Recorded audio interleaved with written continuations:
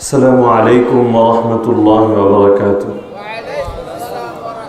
الحمد لله وحده وكفى وسلام على عباده الذين اصطفى ونشهد أن لا إله إلا الله وحده لا شريك له لا وزير له ولا نظير له ولا مشير له ولا معين له ولا شبه له ولا شبيه له ولا مثيل له ولا مثال له ولا مثل له ولا أصل له ولا نسل له ولا كفؤ له ولا قبل له ولا بعد له ولا وقت له ولا زمان له ولا أول له ولا آخر له ولا بداية له ولا نهاية له ولا ضد له ولا ند له ولا حد له ونشهد أن سيدنا وسندنا وحبيبنا وحبيب ربنا وطبيبنا وطبيب قلوبنا ومولانا محمد عبده تعالى ورسوله أرسله الله تعالى بالهدى ودين الحق بشيرا ونذيرا وداعيا إلى الله بإذنه وسراجا منيرا أما بعد فأعوذ بالله من الشيطان الرجيم بسم الله الرحمن الرحيم لو أنزلنا هذا القرآن على جبل لرأيته خاشعا متصدعا من خشية الله وتلك الأمثال نضربها للناس لعلهم يتفكرون. وقال النبي صلى الله تعالى عليه وسلم تركتكم على محجة بيضاء ليلها كنهارها لا يزيغ عنها إلا هالك.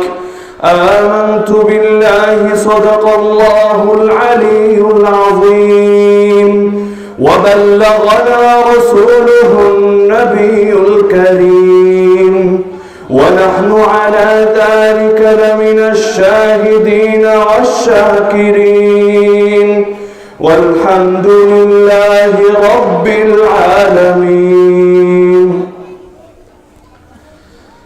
আজকের এই মহতী জলসার সম্মানিত সভাপতি, প্রধান অতিথি এবং দূর দূরান্ত থেকে আগত প্রিয় তাওহীদি জনতা, আমি মূল আলোচনায় যাওয়ার আগে প্রথমে একটা সহিহ হাদিসে কুদসি পাঠ করছি এবং তার অনুবাদ বলছি। আল্লাহ তাআলা বলছেন, ওয়াজাবাত মাহাব্বাতি, আমি আল্লাহর ভালোবাসা অপরিহার্য হয়ে গিয়েছে 4 শ্রেণীর মানুষের জন্য। আমি 4 শ্রেণীর মানুষকে ভালোবাসি। কে বলছেন কথাটা? শুরুতে আপনাদেরকে একটু দৃষ্টি আকর্ষণ করি। আপনারাও অনেক দীর্ঘ সময় হয়তো আলোচনা শুনতে শুনতে হয়তো কিছুটা ক্লান্ত হয়ে গিয়েছেন, তবে আপনাদের চেয়ে আমি আরো অনেক বেশি ক্লান্ত। 300 মাইল পথ পাড়ি দিয়ে আপনাদের এখানে আসা, গত রাত্রে সব মিলিয়ে ঘুম হয়েছে 2 ঘন্টা, আর 3 মজলিসে কথা বলতে বলতে আমার গলা জীবিত নেই, অনেকটা মৃত গলা নিয়ে শুরু করেছি। তো আপনাদের চেয়ে ক্লান্তি বেশি, কিন্তু আমাদের এই ক্লান্তিগুলো কার জন্য? আরে বলেন না কার জন্য? উহুদের ময়দানে রাসূলুল্লাহ সাল্লাল্লাহু আলাইহি ওয়াসাল্লামের একটা আঙ্গুলে আঘাত লাগলো, আঙ্গুল রক্তাক্ত হয়ে গেল। রাসূলুল্লাহ সাল্লাল্লাহু আলাইহি ওয়াসাল্লাম সেই আঙ্গুলের দিকে তাকিয়ে বললেন, ওয়াহাল আনতি ইল্লা ইসবাউন দামিতি ওয়া ফি সাবিলিল্লাহি মা লাকিতি। আরে তুমি তো একটা আঙ্গুল মাত্র, আল্লাহর পথে এসেই তো তুমি রক্তাক্ত হয়েছো, আর এই রক্তাক্ত হওয়া তো তোমার আখিরাতের পাথেও। তাহলে আমাদের এই কষ্ট বরণ করে নেওয়াকে দুনিয়ার কোনো স্বার্থে, তাহলে কিসের স্বার্থে? আখিরাতের স্বার্থে, আল্লাহ সন্তুষ্টির জন্য। সুতরাং যতক্ষণ পর্যন্ত আলোচনা হয় আমরা মনোযোগের সঙ্গে আলোচনা শুনবো, আর বিশেষ অনুরোধ থাকবে একটু সাড়া দেবো ইনশাআল্লাহ। যদি আপনারা চুপচাপ থাকেন, এটা তো ট্যাপ রেকর্ডার না যে একদিকে প্লে করে দেওয়া হলো আর চলতে থাকবে। আপনারা যদি সাড়া দেন তাহলে কথার মধ্যে ইনশাআল্লাহ গতি পাওয়া যাবে। তো আল্লাহ বলছেন 4 শ্রেণীর মানুষকে ভালোবাসা আমার জন্য অপরিহার্য। 1 নম্বরে হল লিল মুতাহাব্বাইনি ফিয়া, সেই 2 বান্দাকে ভালোবাসা আমার জন্য অপরিহার্য যারা একজন আরেকজনকে একমাত্র আমার জন্য ভালোবাসে। আমি আপনাদেরকে ভালোবাসি, আপনারাও আশা করি আমাকে ভালোবাসেন। কার জন্য? আল্লাহ বলছেন যদি 2 বান্দা একজন আরেকজনকে ভালোবাসে আল্লাহর জন্য, আল্লাহ নিজে বলছেন উভয়কে ভালোবাসা আমার উপর অপরিহার্য হয়ে যায়। ওয়াল মুতাজালিসাইনি ফিয়া, যেই 2 বান্দা আমার সন্তুষ্টির জন্য একজন আরেকজনের কাছে বসে, আমি আপনাদের সামনে বসেছি, আপনারা আমার সামনে বসেছেন, কার জন্য? আল্লাহর জন্য। আল্লাহ বলছেন তাদেরকে ভালোবাসা আমার উপর অপরিহার্য হয়ে যায়। 3 নম্বর ওয়াল মুতাজাওয়িরাইনি ফিয়া, যারা একজন আরেকজনকে দেখতে যায় আমার সন্তুষ্টির জন্য। আমি এখানে এসেছি আপনাদের জিয়ারতে, আপনারা এসেছেন আমার জিয়ারতে, কার সন্তুষ্টির জন্য? আল্লাহ বলছেন এই 2 বান্দাকে ভালোবাসা আমার উপর অপরিহার্য হয়ে যায়। ওয়াল মুতাবাদিলাইনি ফিয়া, একজন আরেকজনের পেছনে খরচ করে আল্লাহর জন্য, আল্লাহ বলছেন এই 2 বান্দাকেও ভালোবাসা আমার উপর অপরিহার্য হয়ে যায়। আশা করা যায় যদি নিয়তটা ঠিক থাকে আমাদের এই মজলিসের দ্বারা আমরা আল্লাহর ভালোবাসার পথে অনেক দূর অগ্রসর হতে পারবো ইনশাআল্লাহ। তো এবার আসি মূল কথায়। কোনো ভূমিকা ছাড়াই আমি আলোচনা শুরু করছি, যেহেতু আমার পৌঁছতেও বিলম্ব হয়েছে এবং নির্ধারিত সময়ও খুব বেশি নয়, কোনো ভূমিকায় যাওয়ার কোনো প্রয়োজনীয়তা অনুভব করছি না। রাসূলুল্লাহ সাল্লাল্লাহু আলাইহি ওয়াসাল্লাম যখন নবুয়ত প্রাপ্ত হয়েছেন, যখন হেরা গুহায় তার কাছে ওহী আসলো ইকরা বিসমি রাব্বিকাল্লাযী খালাক, সেই সময় থেকে শুরু করে কিয়ামত পর্যন্ত সময়, কয় বছরের সময় দেখার বিষয় না। হাদিসে বলা হয়েছে পুরো সময়টা 5 ধরনের সময় হবে। তার মানে পুরো এই যে সময় 1500 বছর হোক আর 2000 বছর হোক, যাই হোক, পুরো সময়টা 5 ধরনের যুগকে অতিক্রম করবে। কয় ধরনের যুগ? সবাই একটু বলবেন, আমি আগেই অনুরোধ জানিয়েছি, একটু সাড়া দেবেন। কয় ধরনের যুগ? 5 ধরনের যুগ। প্রথম যুগ হলো হাদিসে রাসূল বলছেন তাকুনুন নবুওয়াতু ফীকুম মা শা আল্লাহু আন তাকুন, আল্লাহ যতদিন চান তোমাদের মধ্যে নবুয়ত থাকবে, আমি নবী জীবিত থাকব। তা আমি নবীর নবুয়তের সময় হলো প্রথম যুগ। এরপর নবী দুনিয়া থেকে চলে যাবেন, নবী যাওয়ার পর শুরু হবে দ্বিতীয় যুগ। ثم تكون خلاف على منهاج النبوة فتكون ما شاء الله أن تكون, এরপর দ্বিতীয় যুগ শুরু হবে। দ্বিতীয় যুগের নাম হলো নবুয়ত তো নেই, কিন্তু নবুয়তের আদলে খেলাফত চলবে। এই খেলাফত চলবে দ্বিতীয় যুগ। যখন দ্বিতীয় যুগ সমাপ্ত হবে, এই নবুয়তের আদলে খেলাফত সমাপ্ত হবে। এরপর শুরু হবে তৃতীয় যুগ। রাসূল হাদিসে বলছেন ثم يكون ملكا عاضا, এরপর শুরু হবে বংশানুক্রমিক রাজত্ব। রাজার ছেলে রাজা, তার ছেলে রাজা, যোগ্য হলেও রাজা, অযোগ্য হলেও রাজা, বংশানুক্রমিক ধারায় রাজতন্ত্রের ধারা জারি হবে। কয় যুগ গেল? প্রথম যুগ ছিল নবুয়তের যুগ, দ্বিতীয় যুগ ছিল নবুয়তের আদলে খেলাফার যুগ, তৃতীয় যুগ হলো বংশানুক্রমিক রাজত্বের যুগ, চতুর্থ যুগ হলো সুম্মা তাকুনু মুলকান জাবারিয়া, জুলুমের রাজত্ব, জুলুমের শাসন, অন্যায়ের শাসন, তাগুতি শাসন ব্যবস্থার যুগ। এরপর 5 নম্বরে আবার ফিরে আসবে সুম্মা তাকুনু খিলাফা আলা মিনহাজিন নবুওয়া, পুনরায় নবুয়তের আদলে খেলাফতের যুগ। তাহলে পুরো সময়টাকে 5 ভাগে ভাগ করলাম। যেই দিন আমার নবী দুনিয়াতে নবী হিসাবে আবির্ভূত হলেন এবং যেই সময়ে কিয়ামতের বড় বড় নিদর্শন এসে কিয়ামতের মূল কার্যক্রম শুরু হবে, পুরো সময়টাকে 5 ভাগে ভাগ করলাম। প্রথম ভাগের নাম নবুয়ত, যেই ভাগটা আমার নবী দুনিয়া থেকে চলে যাওয়ার দ্বারা সমাপ্ত হয়েছে। দ্বিতীয় ভাগের নাম হলো নবুয়তের আদলে খেলাফা, এটা ছিল 30 বছর পর্যন্ত। আমার নবী দুনিয়া থেকে চলে গিয়েছেন 11 হিজরিতে। 11 থেকে 30 মিলালে 11 সঙ্গে 30 যোগ করলে কত হয়? 41। এই 41 হিজরি পর্যন্ত ছিল নবুয়তের আদলে খেলাফত, অর্থাৎ আমার নবী যেভাবে উম্মতকে পরিচালনা করেছেন, যেভাবে শাসন কার্য আঞ্জাম দিয়েছেন, এই 30 বছর পর্যন্ত একইভাবে সেই ধারা অব্যাহত থেকেছে, কোনো রদবদল হয়নি। যার কারণে রাসূল নিজে বলে যাচ্ছেন, আলাইকুম বিসুন্নতি ওয়া সুন্নাতিল খুলাফাইর রাশিদিন আল মাহদিয়িন, তোমরা আমি এই যে নবীর আদর্শকেও আঁকড়ে ধরো, আর আমার পরে যে খলিফারা আসবে, আবু বকর আসবে, ওমর আসবে, ওসমান আসবে, আলী আসবে, হাসান আসবে, তাদের আদর্শকেও আঁকড়ে ধরো। এই উভয়টাকে আঁকড়ে ধরে রাখতে হবে, কারণ তারা যেভাবে সমাজকে পরিচালিত করেছেন, উম্মতকে গাইড দিয়েছেন, সেটা নবুয়ত থেকে আলাদা কিছু ছিল না, বরং যেভাবে নবী উম্মতকে দেখাশোনা করেছেন, তারা একই পদ্ধতিতে করেছেন। প্রথম যুগ, নবুয়তের যুগ শেষ হয়েছে 11 হিজরিতে। নবুয়তের আদলে খেলাফত সমাপ্ত হয়েছে 41 হিজরিতে। আবু বকর, ওমর, ওসমান, আলী, এই 4 জনের নাম তো আমরা সবাই জানি নাকি? এই 4 জন 29 বছর 6 মাস পর্যন্ত নবুয়তের আদলে খেলাফত পরিচালনা করেছেন। তারপরে 6 মাস করেছেন আলী রাদিয়াল্লাহু আনহু এবং ফাতেমার পুত্র হাসান। তাহলে এই 30 বছর, এই পুরো 30 বছর পর্যন্ত দুনিয়াতে ছিল নবুয়তের আদলে খেলাফত। হাসানের খেলাফত শেষ, নবুয়তের আদলে খেলাফত শেষ। তারপর শুরু হয়েছে উমাইয়া, আব্বাসী এবং ওসমানী সুলতানদের বংশানুক্রমিক রাজত্ব। 41 হিজরি থেকে শুরু, আর শেষ হয়েছে 1924 খ্রিস্টাব্দে এসে। এখন কত? 2019, 1924।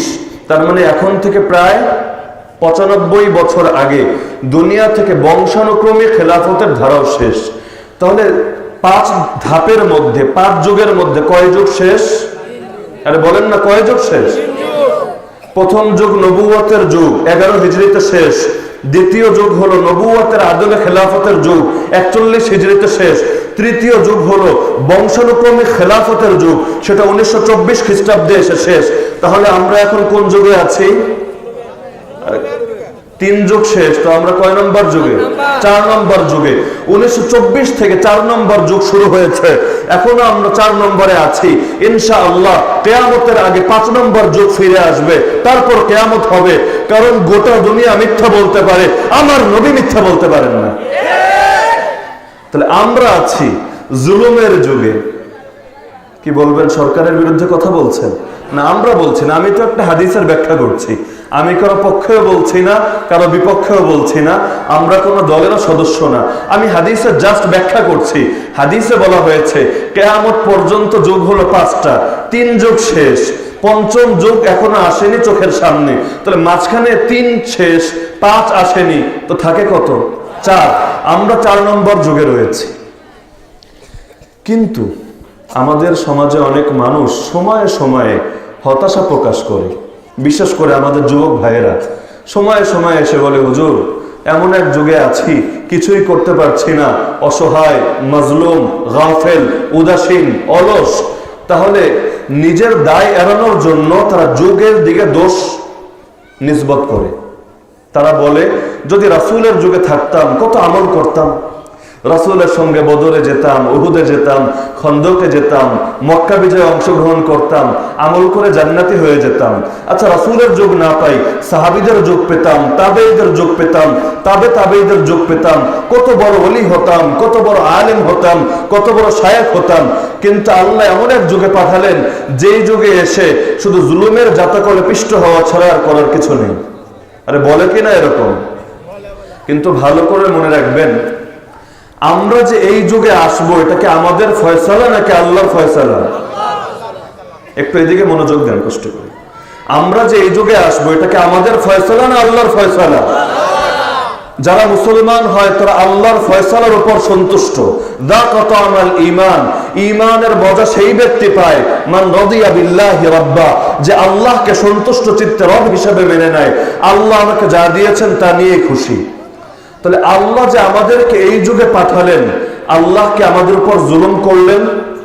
আল্লাহ কি কোনো অন্যায় করলেন? নাউযুবিল্লাহি মিন যালিক।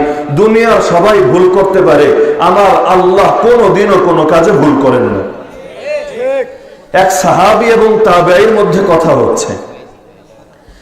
তাবেঈ সাহাবীকে জিজ্ঞেস করলেন, আপনাদের মধ্যে আল্লাহর রাসূল ছিলেন, রাসূলকে নিজেদের কাছে পেয়ে কিভাবে রাসূলের কদর করেছেন, সম্মান করেছেন?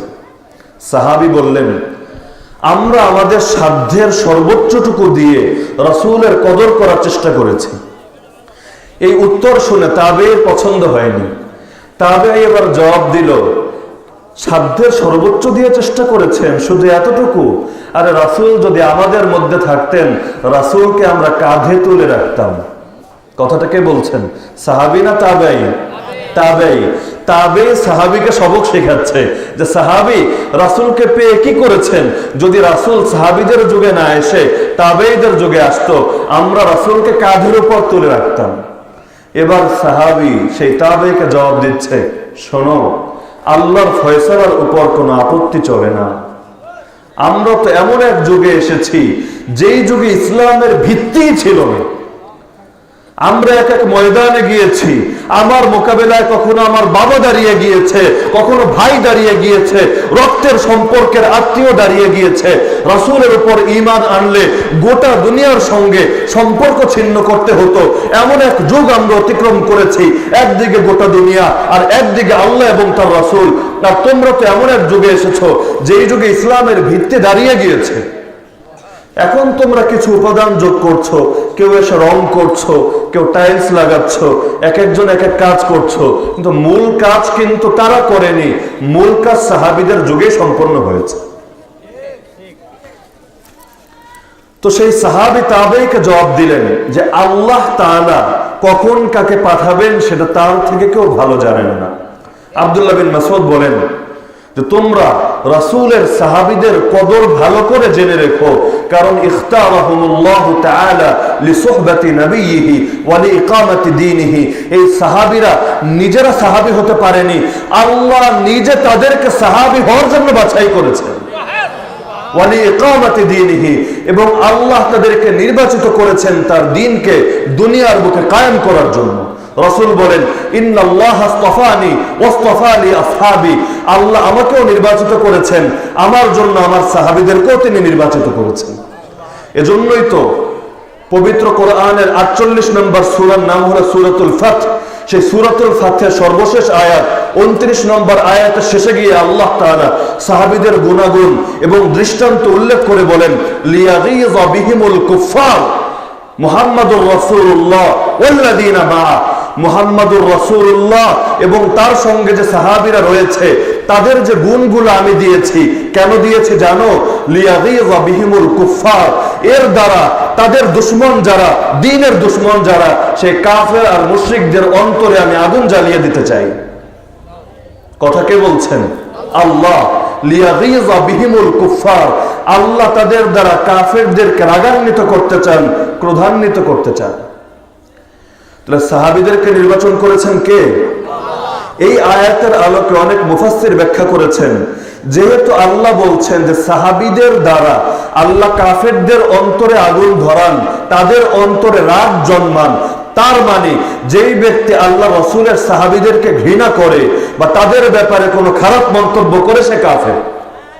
কারণ আল্লাহ বলছেন এটা তো মুমিনের শান না, কাফেরের শান।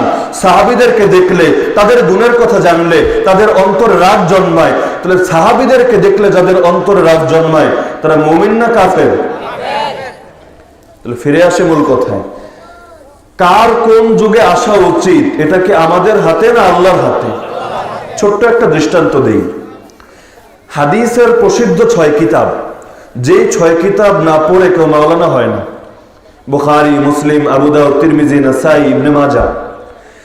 এই যে 6 জন ইমাম জন্মেছেন একই শতাব্দীতে। শতাব্দী বোঝেন? 100 বছর মিলে একটা শতাব্দী হয়। এই 6 জন ইমাম জন্মগ্রহণ করেছেন এক শতাব্দীতে। আবার ফিকহের প্রসিদ্ধ 4 ইমাম, ইমাম আবু হানিফা, ইমাম মালিক, ইমাম আহমদ ইবনে হানবল, ইমাম শাফিঈ, এই 4 জন জন্মেছেন একই শতাব্দীতে। তার মানে কি বুঝে আসে? কোন শতাব্দীতে ফিকহের খেদমত দরকার ছিল, আল্লাহ তাআলা সেই যুগে এরকম 4 ইমাম এবং তাদের পাশাপাশি আরো অনেক বড় বড় ইমামকে দুনিয়ার বুকে পাঠিয়েছেন। কোন কোন শতাব্দীতে হাদিসের খেদমতের দরকার ছিল, আল্লাহ তাআলা সেই শতাব্দীতে এই প্রসিদ্ধ প্রসিদ্ধ বড় বড় ইমামদেরকে দুনিয়াতে পাঠিয়েছেন। তার মানে এক এক সময় এক এক ধরনের কাজের প্রয়োজন হয়, যখন যেই ধরনের কাজের প্রয়োজন হয় আল্লাহ তাআলা সেই ধরনের বান্দাকে দুনিয়াতে পাঠিয়ে দেন, কারণ তার তখনই দুনিয়াতে প্রয়োজন। আমরা কিছু করি না, এটা আমাদের দোষ। যুগকে গালি দিয়ে লাভ নেই, আল্লাহর ব্যাপারে খারাপ মন্তব্য করে লাভ নেই। কখনো এই কথা বলা যাবে না সাহাবীদের যুগে জন্মালে আমল করে জান্নাতি হতাম। আরে আমাদের ঈমানের যে হালত, সাহাবীদের যুগে জন্মালে 99% হয়তো আস্ত মুনাফিক হতাম। এখন তো মুনাফিক হলেও মানুষ জানে না, জানার উপায় নেই, কারণ অন্তর চিরে দেখতে পারে না। কিন্তু সাহাবীদের যুগে যদি থাকতাম, আল্লাহ রাসূলের কাছে তো ওহী আসতো, ওহীর দ্বারা তো আল্লাহ তাকে জানিয়ে দিতেন, তো মানুষ তো আমাদেরকে মুনাফিক হিসাবে চিনত। তাহলে আমরা কি যুগের উপর অসন্তুষ্ট? আল্লাহ যে এই যুগে পাঠালেন, কোন যুগ? যে কিয়ামত পর্যন্ত সময়ে মোট 5 ধরনের যুগ আসবে, এর মধ্যে আমরা আছি 4র্থ যুগে। তো এই যুগে এসে আমরা কি আল্লাহর উপর অসন্তুষ্ট? যারা বলছে না তারা অসন্তুষ্ট না, বাকিরা কি অসন্তুষ্ট? ওই যে পিছনে পাকিস্তানে আফগানিস্তানে যারা বসা, তাদের আওয়াজ তো আমার কানে আসছে না। আপনারা কি এই যুগে জন্মগ্রহণ করে অসন্তুষ্ট? আমরা আল্লাহর উপর সর্বাবস্থায় সন্তুষ্ট। তাহলে এবার আসি, আল্লাহর উপর সন্তুষ্ট এই যুগে জন্মগ্রহণ করলাম, কিন্তু এই যুগে দেখতে পাচ্ছি এটা তো অন্ধকারের যুগ, নব্য জাহেলিয়াতের যুগ। তাহলে আমরা কি করব? আমাদের কি করণীয়? একটা বিষয় ভালো করে লক্ষ্য করেন, রাসূলের যুগ থেকে সেই 1924 পর্যন্ত যে যুগ ছিল, সেই যুগের সঙ্গে আমাদের সময়ের খুব বেশি মিল পাবেন না। কারণ সেই সময়ে মুসলমানদের নেতৃত্ব ছিল, কর্তৃত্ব ছিল, মুসলমানরা বিপদে পড়লে আশ্রয় নেওয়ার মতো একটা জায়গা ছিল। কিন্তু আজকের দুনিয়া, গোটা দুনিয়া মুসলমানের বুকের রক্তে লাল হয়ে গিয়েছে। দুনিয়ার মানচিত্রটা দেখতে পাচ্ছে লাল, শূকরের রক্তে লাল না, কুকুরের রক্তে লাল না, কোন বন্য প্রাণী বা হায়নার রক্তে লাল না। কার রক্তে লাল? সন্দেহ আছে কোনো? আপনি পৃথিবীর সেই প্রাচ্য থেকে প্রতীচ্য পুরো পৃথিবীর মানচিত্র নিয়ে সামনে রেখে খোঁজ লাগান, তারপর দেখেন বিভিন্ন জায়গায় এই যে লাল লাল দেখা যাচ্ছে, রক্তে এক একটা জমি উর্বর হয়ে যাচ্ছে। এই রক্তগুলো কাদের রক্ত? আর এগুলো তো হলো তাদের রক্ত যাদের রক্ত দেওয়ার ধারা সূচনা হয়েছে অনেক আগে। ওমর রক্ত দিয়ে গিয়েছেন, ওসমান রক্ত দিয়ে গিয়েছেন, আলী, হাসান, হুসাইন সবাই সেই যে রক্ত দেওয়ার ধারা সূচনা করে গিয়েছেন, এখনো পর্যন্ত রক্ত ঝরেই যাচ্ছে। তো এই যে নব্য জাহিলিয়াতের যুগ, এই যুগের সঙ্গে রাসূলের যুগ থেকে শুরু করে 1924 পর্যন্ত এই সময়ের মূল সময়টার মিল পাবো না। হ্যাঁ, মিল পাবো কোন সময়ে? মিল পাবো রাসূলের জীবনের শুরুর অংশের, মক্কি জীবনের। মক্কি জীবনে মুসলমানদের নেতৃত্ব ছিল, আরে কর্তৃত্ব ছিল? ছিল তো না। সর্বযুগের সর্বশ্রেষ্ঠ মহামানব মুহাম্মদুর রাসূলুল্লাহ, সবাই বলেন সাল্লাল্লাহু আলাইহি ওয়াসাল্লাম, যার শ্রেষ্ঠত্বের ব্যাপারে সেই যুগের কাফেররা পর্যন্ত কখনো দ্বিমত পোষণ করেনি, সেই রাসূলের গায়ে হাত তুলতেও এই কাফের এবং মুশরিকরা দ্বিধা করেনি। বিশেষ করে যখন রাসূলের চাচা আবু তালেব আল্লাহর ডাকে সাড়া দিয়ে দুনিয়া থেকে চলে যান, বিভিন্ন সময়ে তার রাসূলের উপরে অ্যাটাক করেছে। এমনকি একবার তেমন হয়েছে, রাসূল বাইতুল্লাহর সামনে দাঁড়িয়ে নামাজ আদায় করছেন, সেই নামাজরত অবস্থায় এই কুফফার এবং মুশরিকরা কেউ এসে রাসূলের জামা ধরে টানা হেঁচড়া শুরু করলো, কেউ রাসূলকে চড় থাপ্পড় মারতে লাগলো। আর উকবা ইবনে আবি মুআইত নামক এক নরধম রাসূলের গলায় কাপড় পেঁচিয়ে শ্বাসরুদ্ধ করে হত্যা করার চেষ্টা করলো। নাউযুবিল্লাহ মিন যালিক। আমাদের সময়ের সঙ্গে সেই যুগের সবচেয়ে বেশি মিল। আপনি বলবেন হাদিসের ঘোষণা অনুযায়ী আমরা আছি জুলুমের যুগে, জুলুমের শাসনের যুগে। তাহলে হাজ্জাজও তো জালেম ছিল। হাজ্জাজের নাম শুনেছেন? হাজ্জাজ বিন ইউসুফ, যাকে বলা হয় আযলামু হাদিহিল উম্মাহ, এই উম্মতের সবচেয়ে বড় জালেম ব্যক্তি, সেও তো জালেম ছিল। আর হাদিস যদি বলে আমরা জুলুমের যুগে আছি, তাহলে আমরা তো হাজ্জাজের যুগে আছি। কিন্তু না, হাজ্জাজের সঙ্গে আমাদের পার্থক্য আছে। হাজ্জাজ তার রাজত্ব টিকানোর জন্য অনেক সাহাবীকে জবাই করে হত্যা করেছিল, ঠিক আছে, কিন্তু এই হাজ্জাজ তো কোনোদিন তাহাজ্জুদ ছাড়তো না। আর এই হাজ্জাজ তো সেই হাজ্জাজ যখন একজন নারীকে রাজা দাহির বন্দী করে ফেলে তার সঙ্গীদের সহকারে, একটা কাফেলা যাচ্ছিল ব্যবসায়ী কাফেলা, তারা সমুদ্র পথে নৌযানে আরোহণ করে যাচ্ছিল। তৎকালীন হিন্দুস্তানের রাজা দাহির তাদেরকে বন্দী করে ফেলে একজন নারী সেই হাজ্জাজ বরাবর চিঠি পাঠায়। হাজ্জাজ একজন নারীর ডাকে সাড়া দিয়ে তিনবার বাহিনী প্রেরণ করে, কারণ আমি জীবিত থাকতে একজন মুসলমান নারীর ইজ্জত যাবে, এটা আমি হাজ্জাজও কোনোদিন মেনে নেব না। তো আমরাও জুলুমের যুগে আছি। হাজ্জাজের যুগও জুলুমের যুগ ছিল, কিন্তু সেই যুগ এমন জুলুমের যুগ ছিল না যেই যুগে মুসলমানদের দুশ্মনরা কোনো মুসলমানের গায়ে হাত তুলতে পারত। হাজ্জাজ নিজে কাউকে মারত, হত্যা করত, জবাই করত, তার ভেতরে এতটুকু ঈমান ছিল যে আমার কোনো ভাইকে, আমার কোনো বোনকে ইসলামের দুশ্মনরা এসে মারতে পারবে না। তা আমরাও তো সেই যুগে আছি, তাই না?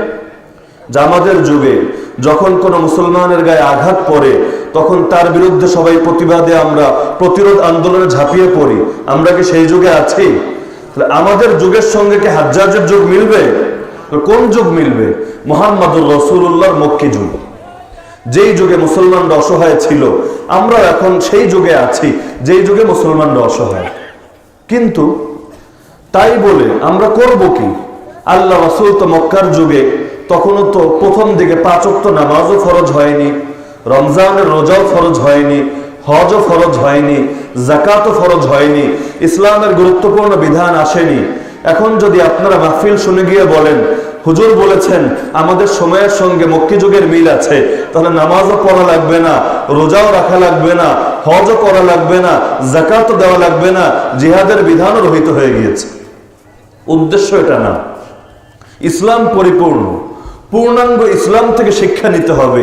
আমি শুধু প্রথম অংশের মিল দেখাচ্ছি যে আমাদের হালতের সঙ্গে রাসূলের মক্কার হালতের মিল আছে, কিন্তু আমাদের করণীয় কি হবে সেটা শুধু মক্কার জীবন দেখলে হবে না, পূর্ণ কোরআন দেখতে হবে, রাসূলের পরিপূর্ণ জীবন দেখতে হবে। কেন? আল্লাহ তাআলা কোরআনে সূরাতুল বাকারার মধ্যে বলেন আফাতুমিনুনা বিবাদিল কিতাবি ওয়া তাকফুরুনা বিবাদ, তোমরা কি কোরআনের কিছু আয়াত মানো আর কিছু আয়াত অস্বীকার করো? যদি এটা করো তাহলে শুনে রাখো দুনিয়াও তোমাদেরকে লাঞ্ছিত করব আর কিয়ামতের দিন জাহান্নামে ফেলে দেব। কোরআনের একটা আয়াত না, একটা বাক্য না, একটা শব্দকে যদি কেউ অস্বীকার করে, শব্দ বাদ দিলাম, একটা অক্ষরকে কেউ যদি অস্বীকার করে, কেউ যদি দাঁড়িয়ে গিয়ে বলে আলিফ লাম মিমের মধ্যে শুধু আলিফটা মানি না, তার কি ঈমান থাকবে? আর ঈমান থাকবে? পূর্ণ কোরআন থেকে জীবনের আলো সংগ্রহ করতে হবে, রাসূলের পূর্ণ জীবন থেকে আমাদের করণীয় কিটা জানতে হবে। দেখেন, রাতের আধার যখন খুব গভীর হয়ে যায়, শেষ রাত, কিছুই দেখা যাচ্ছে না, সব অন্ধকার, অমাবস্যার রাত, রাতের আধার যখন খুব গভীর হয়ে যায় তো একদিকে তো ভয় করতে থাকে, আরেকদিকে ভেতরে আশার আলো জাগে যে কিছুক্ষণ পরে তো সূর্য উদিত হবে। আমরা আছি চতুর্থ যুগে, যেই যুগ জুলুমের যুগ, কিন্তু দিলের মধ্যে আশা বেঁধে আছি শীঘ্রই তো পঞ্চম যুগ চলে আসবে। আমরা চতুর্থ যুগ শেষ করে, অন্ধকার যুগ শেষ করে পঞ্চম যুগে প্রবেশ করব। যেমনি ভাবে আমার রাসূল মক্কার জীবনের অন্ধকার যুগকে অতিক্রম করে, জুলুমকে অতিক্রম করে মদিনার জীবনের ইসলামের মজবুত অবস্থানে প্রবেশ করেছেন। মানুষ তার ভাবনা সীমাবদ্ধ, যা দেখে ভাবতে পারে, যা দেখে না ভাবতে পারে না। দুনিয়াতে যখন একটা বাচ্চা জন্মগ্রহণ করে, হাসতে হাসতে জন্মগ্রহণ করে নাকি কাঁদতে কাঁদতে? নাকি আপনাদের এলাকায় হাসতে হাসতে জন্মগ্রহণ করে? কাঁদতে কাঁদতে জন্মগ্রহণ করে। কেন? বাচ্চা কেন কাঁদে? কে তাকে মেরেছে? বিভিন্ন ভাবে ব্যাখ্যা করা যায়। এর একটা ব্যাখ্যা এটাও, এতদিন পর্যন্ত বাচ্চার রিজিক এসেছে নাভির পথ দিয়ে, মায়ের সঙ্গে তার নাভির কানেকশন ছিল, মায়ের রক্তের মধ্যে আল্লাহ তার খাদ্য রেখে দিয়েছিলেন। তো বাচ্চা 9 মাস বা 10 মাস পর্যন্ত নিশ্চিত ছিল, নিরাপদ ছিল, কোনো চিন্তা ভাবনা দুশ্চিন্তা তার ছিল না, কারণ তার খাবার গ্রহণ করার জন্য মুখও খুলতে হয় না, কষ্টও করতে হয় না, হাতও ব্যবহার করতে হয় না। আল্লাহ তাআলা সেই নাভির দ্বারা তার রিজিক তার দেহের ভেতরে পৌঁছে দেন। যেই মাত্র বাচ্চাটা দুনিয়াতে জন্মগ্রহণ করে, ধাত্রী পাশে থাকুক অথবা ডক্টর থাকুক, সেই নাভির যে রগটা সেটাকে রাখে না কেটে দেয়? নাকি আপনাদের এলাকায় রেখে দেয়? যখন কেটে দেয় বাচ্চা কান্না শুরু করে দেয়, পেরেশান হয়ে যায়। আরে সে তো পেরেশান হবেই, তার রিজিকের পথ কেটে দেওয়া হয়েছে। আপনার চাকরি গেলে আপনি পেরেশান হয়ে যান, ব্যবসায় কোনো ক্ষতি হলে পেরেশান হয়ে যান, আল্লাহর কথা ভুলে যান। যেই আল্লাহ এতকাল খাইয়ে এসেছেন সেই আল্লাহ এখনো খাওয়াবেন, নজর সেদিকে থাকে না, পেরেশান হয়ে যান, কান্না শুরু করে দেন, বাচ্চাও কাঁদতে থাকে, আমার এখন কি হবে, ইয়া নাফসি ইয়া নাফসি। আমার আল্লাহর আদেশ সেই বাচ্চার উপর চলে আসে, আরে বাচ্চা এক পথ নিয়ে কেন চিন্তিত, একটু চোখ দুটো খোলো, উপরের দিকে তাকাও, আমি আল্লাহ তোমার জন্য এক পথের বিনিময়ে 32টা পথ খুলে দিলাম। দুই বুকে 16-16-32। আর এতদিন তোমাকে রিজিক দিয়েছি হারাম রক্ত থেকে, এখন আর রক্ত থেকে রিজিক দেব না, ফ্রেশ দুধ থেকে তোমার রিজিকের ব্যবস্থা করব। তো মানুষ দুনিয়াতে এসে আল্লাহকে ভুলে যায়। কেউ কেউ তো পেরেশান হয়, আরে আমি একজন গুনাহগার বান্দা, সারা জীবন গুনাহ করেছি, আল্লাহ কি আমার ডাক শুনবে? আসে না মাঝে মাঝে মনে, এত গুনাহ করেছি, যদি আমার গুনাহ কোনোভাবে প্রকাশিত হয়ে যায়, সমাজের মানুষ আমার মুখে থুথু মারবে, আমি সমাজে থাকতে পারবো না, লোকালয়ে বাস করতে পারবো না, জনপদ ছেড়ে জঙ্গলে চলে যেতে হবে, আসমান এবং জমিন সমপরিমাণ আমার গুনাহ হয়ে গিয়েছে। বান্দা পেরেশান হয়ে যায়, আল্লাহ কি আমার ডাক শুনবে? আরে বান্দা, আল্লাহ তো সেই সময়ে তোমার ডাক শুনেছেন যখন তুমি মায়ের পেটে 3 আধারের ভেতর ছিলে, মুখ দিয়ে কথা বলতে পারতে না, আর্তনাদ করতে পারতে না, আহাজারি করতে পারতে না, দোয়া করতে জানতে না, দোয়ার জন্য হাত তুলতে পারতে না, তোমার বাবাকেও ডাকতে পারতে না, মাকেও ডাকতে পারতে না। আরে আল্লাহ তো সেই সময়ে তোমার ডাক শুনেছেন। যেই সময় ডাকতে পারোনি সেই সময় ডাক শুনেছেন, আর এখন এত সুন্দর করে ডাকতে পারো, আর তুমি ভাবছো আল্লাহ তোমার ডাক শুনবে না। আরে বান্দা, তুমি কি জানো প্রতি রাত্রের শেষাংশে আমি আল্লাহ দুনিয়ার আসমানে চলে আসি আর এসে ঘোষণা দিতে থাকি, আলা মিন মুস্তাগফিরিন ফাগফির আলা, আছো কোনো ক্ষমা প্রার্থনাকারী, তোমার ক্ষমা দরকার, অনেক গুনাহ করে ফেলেছো, পাপে তোমার জীবনটাকে পঙ্কিল করে ফেলেছো, আমি আল্লাহ চলে এসেছি তোমাকে ক্ষমা করার জন্য, আছো কেউ যে আমার কাছে ক্ষমা চাইবে, আমি আল্লাহ তোমাকে ক্ষমা করে দেব। তো মানুষ পরিস্থিতি দেখে পেরেশান হয়ে যায়, কত রকম পরিস্থিতি সামনে, যেই সময়ে মুসলমানের ইজ্জতের দাম নেই, মুসলমানের রক্তের দাম শুকুর আর কুকুরের সমানও দাম নেই। মালিকের গৃহপালিত কুকুরকে যদি আপনি মারেন, মালিক আপনাকে ছেড়ে দেবে? বিদেশ থেকে অনেক দাম দিয়ে অনেক সময় কুকুর কিনে আনে, সেই কুকুরটাকে যদি হত্যা করেন, সে অবশ্যই আপনাকে বিচারের সম্মুখীন করবে। কিন্তু দেখা যাচ্ছে দুনিয়ার বুকে মুসলমানের রক্ত এতটাই সস্তা হয়ে গিয়েছে, টেরোরিস্ট একটা ট্যাগ লাগিয়ে দিলেই হয়, জনপদের পর জনপদ, দেশের পর দেশ, নির্বিচারে নির্মম ভাবে বোম্বিং করে যদি একেবারে মাটির সঙ্গে ধুলোর সঙ্গে মিশিয়ে দেওয়া হয়, তারপর জিজ্ঞাসা করার অধিকারও নেই। যদি জিজ্ঞেস করা হয় কেন মারলে আমার ভাইকে, কেন হত্যা করলে আমার বোনকে, কেন ইজ্জত লুঠে নিলে তুমি আমার মায়ের, এই প্রশ্নটা উত্থাপন করলেও হয়ে যায় টেরোরিস্ট। এমনকি এমন একটা যুগ, যেই যুগে মানুষের রক্ত যায় যা, আল্লাহর ঘর মসজিদ, আরে কি অপরাধ করেছিল একটা ঘর, একটা মসজিদ, সেই মসজিদটাকেও তারা টিকতে দিচ্ছে না। মুসলমানদের প্রথম কেবলা কার দখলে? আপনাদের দখলে? তাহলে কাদের দখলে? ইহুদিদের দখলে। লাল মসজিদ শহীদ, বাবরি মসজিদ শহীদ। আরে কি অপরাধ করেছিল মসজিদের দেয়াল, কি অপরাধ করেছিল মসজিদের ধুলিকণা, কেন এই মসজিদগুলোকে মাটির সঙ্গে মিশিয়ে দিলে? জবাব নেই। আরে জবাব তো নেই, প্রশ্ন করার অধিকারও নেই। এমনকি অনেকে হয়তো এখনো ভয় পাচ্ছে যে হুজুরকে জঙ্গিবাদী আলোচনা শুরু করে দিল, প্রশ্ন করার অধিকারটাও নেই। এই প্রশ্ন করলেও অনেকের ভেতরে ভয় ধরে যায়, অনেকের কান দাঁড়িয়ে যায়। এতটা অসহায় এক যুগ। কিন্তু শুধু পরিস্থিতির দিকে তাকালেই হবে না, আমার রবের রহমতের উপরও ভরসা রাখতে হবে। আমার রবের শক্তি কতটুকু, আমার রবের ক্ষমতা কতটুকু, বান্দা বারবার কেন সেটাকে ভুলে যাচ্ছে? তুমি তো আমেরিকার ড্রোনকে ভয় পাচ্ছ, তুমি তো ফাইটারকে ভয় পাচ্ছ, জেট বিমানকে ভয় পাচ্ছ, কিন্তু বান্দা এটা কেন ভুলে যাচ্ছ যেই আকাশ দিয়ে সেই ফাইটার উঠছে সেই আকাশের মালিক কিন্তু আমেরিকা না, সেই আকাশের মালিক কিন্তু ইসরায়েল না। আরে বিমান কত উপরে যাবে, রকেট যেতে যেতে যত উপরে যাক না কেন, আমার রবের আরশ কিন্তু এর চাইতেও অনেক উপরে। সেই সকাল থেকে রাত পর্যন্ত সারাদিন ঘোষণা দিতে থাকি, বুঝে দেই বা না বুঝে দেই, সারাদিন বলতে থাকি আল্লাহু আকবার, আল্লাহু আকবার।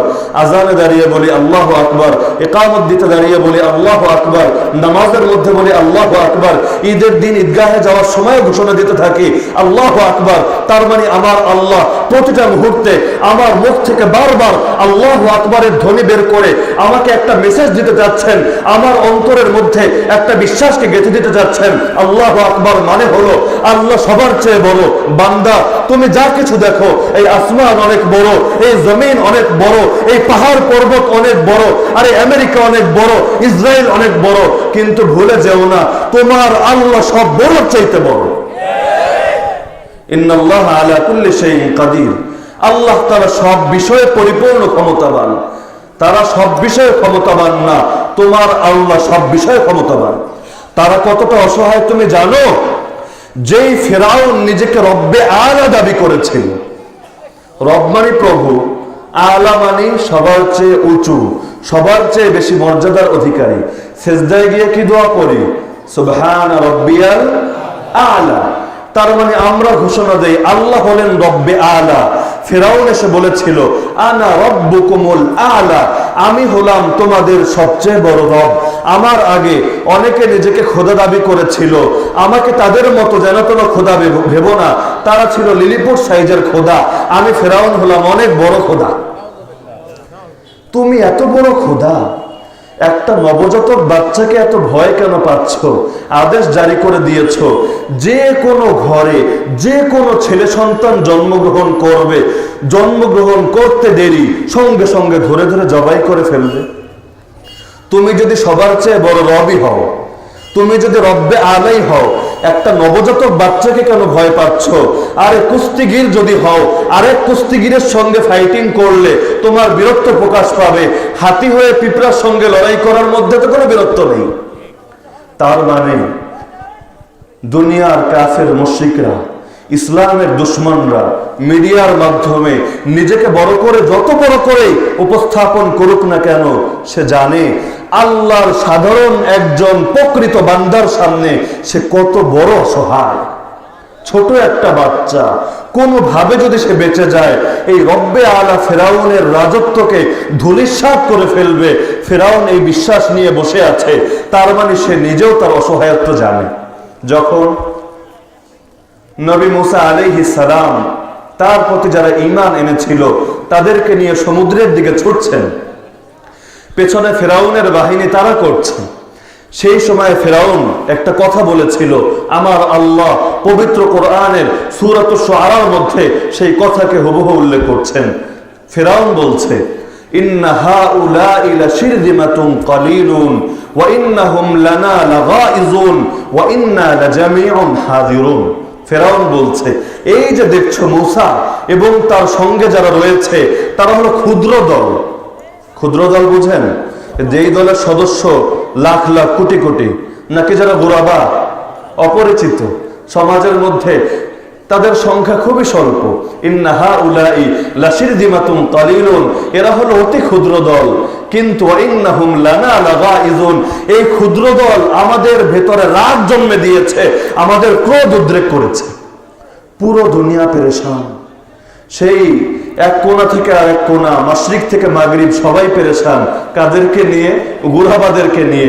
এই ক্ষুদ্র দল আমাদের ভেতরে রাগ জন্ম দিয়েছে, যেভাবে হোক মূসাকে মারতে হবে, তার সঙ্গীদেরকে মারতে হবে, যদি না মানি ধ্বংস হয়ে যাব। ওয়া ইন্না লাজামিউন হাযিরুন, আমরা সবাই অ্যালার্ট আছি, 24 ঘন্টা তাদেরকে পর্যবেক্ষণের মধ্যে রাখছি। কথা কে বলছে এটা? ফেরাউন। উল্লেখ করছেন কে? আল্লাহ। যে আল্লাহ মিথ্যা বলেন নাকি? আরে মিথ্যা বলেন? আল্লাহ বলছেন যে দুনিয়ার কাফের এবং মুশরিকরা প্রকৃত মুসলমানদের ক্ষুদ্র দলকে এতটা ভয় করে যে সব সময় তাদের ব্যাপারে অ্যালার্ট থাকে।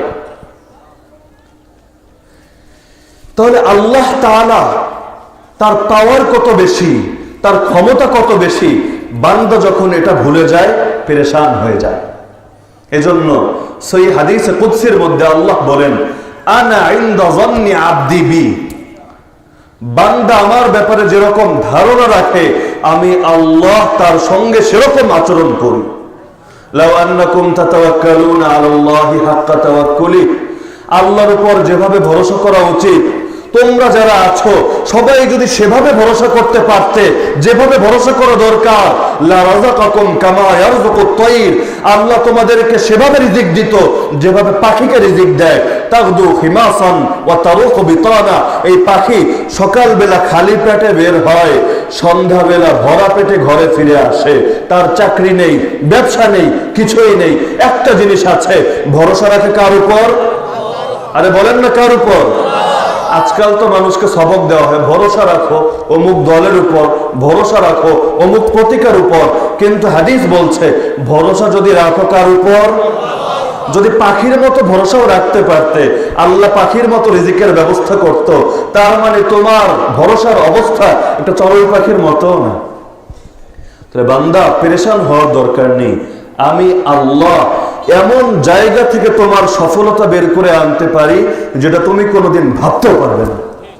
ওয়ামান ইয়াতাওয়াক্কাল আলাল্লাহ ফাহুয়া হাসবু, যেই ব্যক্তি একমাত্র আল্লাহর উপর ভরসা রাখে, একমাত্র আল্লাহর উপর, আল্লাহ বলেন আমি আল্লাহ তার জন্য যথেষ্ট। বদরের ময়দানে মুসলমানদের কি ছিল? না উট, না ঘোড়া, না অস্ত্র শস্ত্র, না জনবল, কিছুই নেই, না টাকা পয়সা, কিছুই নেই। আবু জাহালের বাহিনীর মোকাবেলায় নেমে গিয়েছেন, সংখ্যায় যারা 3 গুণ, তার মানে 3 কাফের মিলে এক মুসলিমকে ধরে ধরে জবাই করে ফেলার কথা, আর মুসলমান যে প্রতিরোধ করবে এরকম একটা বাসও সঙ্গে নেই। সবাই মরে ভূত হয়ে যাওয়ার কথা না? কিন্তু বদরের ময়দানে কারা পরাজিত হয়েছিল? আরে বলেন না কারা? কেন? কারণ সেই ময়দানে মুসলমানদের দুনিয়ার কোনো শক্তি ছিল না, মাত্র একটা শক্তি ছিল, আল্লাহর উপর ভরসা ছিল। বদরে ছিলেন 313, হুনাইনে মুসলমানদের সংখ্যা ছিল 10,000। কোথায় 313 আর কোথায় 10,000? কয় গুণ বেশি বের করেন? এত বেশি। কিন্তু আল্লাহ তাআলা কোরআনে সেই হুনাইনের কথা উল্লেখ করছেন, ওয়ায়াউমা হুনাইন ইয আ'জাবাতকুম কাসরাতুকুম, হুনাইনের ময়দানে তোমাদের সংখ্যাধিক্য, এই যে 10,000 জন মানুষ, এটাই তোমাদেরকে মুগ্ধ করে ফেলেছিল। তোমরা বলছিলে আমরা তো সেই জাতি যারা 313 জন মিলেও কখনো পরাজিত হই না, আজকে আমরা 10,000 জন আছি, আমাদেরকে পরাজিত কে করতে পারে? নজর আল্লাহর দিকে ছিল না, নজর ছিল সংখ্যার দিকে। আল্লাহ এমন অবস্থা করে দিলেন, ফালাম তুগনি আনকুম শাইআ, এই সংখ্যা তোমাদের কোনো কাজে আসলো না। ওয়াদাকাত আলাইকুমুল আরদু বিমা রাহুবাত, এই জমিন এতটা প্রশস্ত হওয়া সত্ত্বেও তোমাদের জন্য সংকীর্ণ হয়ে গেল। সুম্মা ওয়াল্লাইতুম মুদবিরিন, এক একজন দৌড়ে দৌড়ে উল্টো পথে পালাতে লাগলো। নজর যখন আল্লাহর উপর থাকে, সাহায্য কে করেন? আরে বলেন না কে করেন? আর নজর যখন গায়রুল্লাহর উপর থাকে, আল্লাহ কেন সাহায্য করবেন? গায়রুল্লাহ সাহায্য করবে, কিন্তু আল্লাহর বাইরে গিয়ে গায়রুল্লাহ কিভাবে সাহায্য করতে পারে? আল্লাহ রাসূলের যুগে আল্লাহ দেখিয়ে দিচ্ছেন, পরবর্তী যুগে যাওয়ার দরকার নেই। রাসূলের যুগেই দেখতে পাচ্ছি, যখন নজর আল্লাহর দিকে ছিল আল্লাহ গায়বী ভাবে মদদ করেছেন, যখন নজর গায়রুল্লাহর দিকে চলে গেল আল্লাহ তাআলা সাহায্য উঠিয়ে নিলেন। আমার রাসূল যখন মক্কায় ছিলেন, দীর্ঘ 13 বছর পর্যন্ত ইমানের মেহনত করেছেন, সবাই জানে।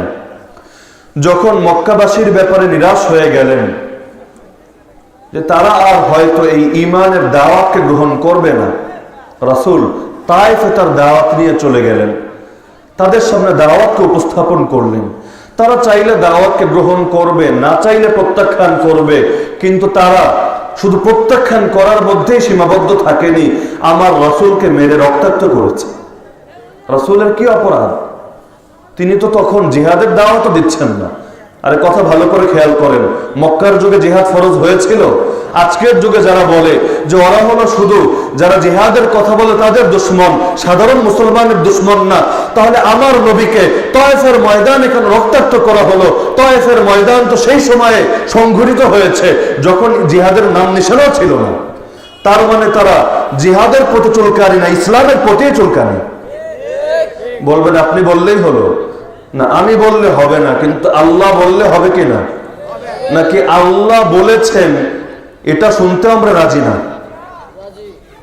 1 নম্বর পারার 18 নম্বর পৃষ্ঠার প্রথম আয়াত, সূরাতুল বাকারার আয়াত, ওয়ালান তারদা আনকাল ইয়াহুদ ওয়ালান নাসারা। হে নবী, যত যাই করেন এই দুনিয়ার কুফরি পরাশক্তি এই ইহুদ এবং নাসারা কোনোদিনও আপনার উপর সন্তুষ্ট হবে না। আপনার উম্মত তো পরের কথা, আপনি এত ভালো মানুষ, এত সচ্চরিত্র গুণের অধিকারী, আপনার উপরে কোনোদিনও সন্তুষ্ট হবে না। হ্যাঁ, সেই দিন হবে হাত্তা তাত্তাবিআ মিল্লাতাহুম, যেই দিন তাদের আদর্শের অনুসারী হবেন। ধর্ম পাল্টাতে বলেননি, আদর্শের অনুসারী হবেন। সাইনবোর্ড যাই থাকুক, ব্যানার যাই থাকুক, মরার এক মুসলিম ইসলামকে কাটছাট করে সেভাবে সাজায় যেভাবে বিশ্বের কুফরি পরাশক্তি পছন্দ করে, তখন তারা আপনার প্রতি সন্তুষ্ট হবে। কিন্তু যতদিন হকের উপর থাকবেন, হক্কানিয়তের উপর থাকবেন, কোনোদিনও তারা আপনার উপর সন্তুষ্ট হতে পারে না। এই জন্য আল্লাহ তাআলা তার মহব্বতের বান্দা কারা হবে, তার প্রিয় বান্দা কারা হবে, আল্লাহ নিজে কোরআনে বলে দিয়েছেন। আল্লাহ তাআলা বলেছেন যাদের মধ্যে 6টা গুণ থাকবে তারা আমার প্রিয় বান্দা হবে। এর মধ্যে 6 নম্বরে বলেছেন ওয়ালা ইয়াখাফুনা লাউমাতা লাইম, তারা কোনো নিন্দুকের নিন্দাকে ভয় করে না। নিন্দুকের নিন্দাকে ভয় করা এটা এমন কি বিষয়? আমার জন্য দাড়ি কাটা যতটা কঠিন, যুবক ভাইয়েরা যারা আছেন আপনাদের অনেকের জন্য দাড়ি রাখাটা তার চেয়েও বেশি কঠিন।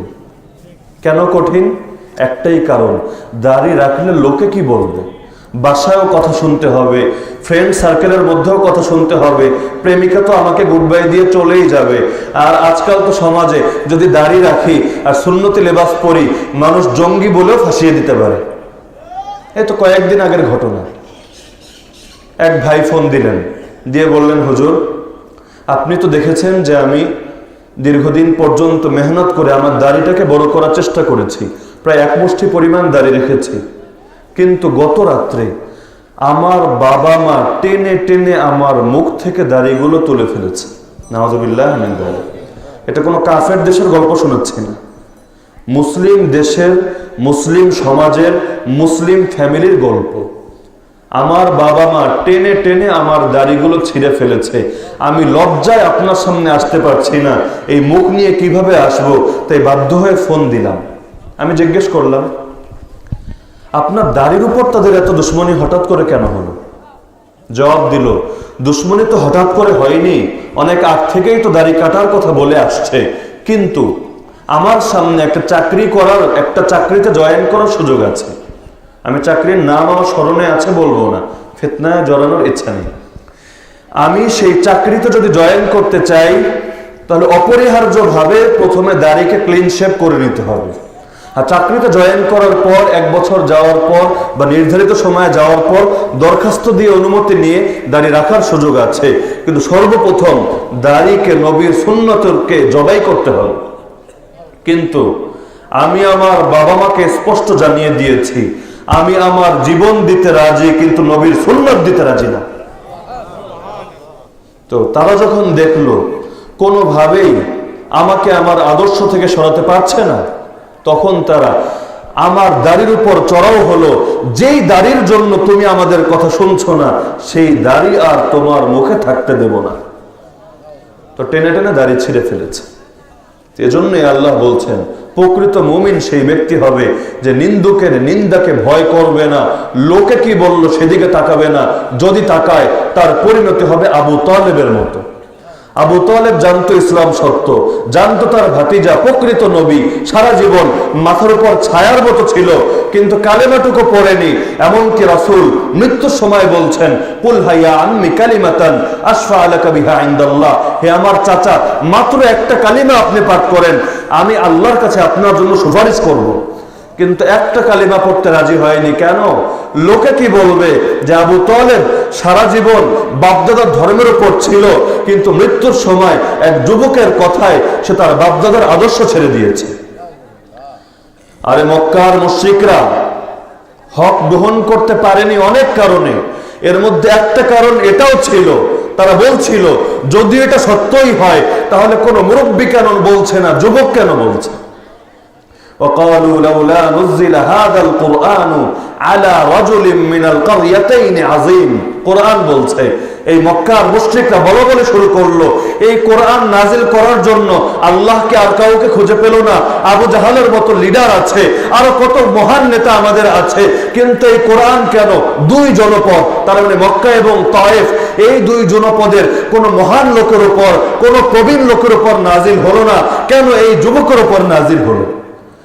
সত্য কেন 40 বছরের যুবকের থেকে আসছে, কেন তার লিডারের থেকে আসছে না, তার নেতার থেকে আসছে না? এই জন্য সে সত্যকে মেনে নিতে পারছে না।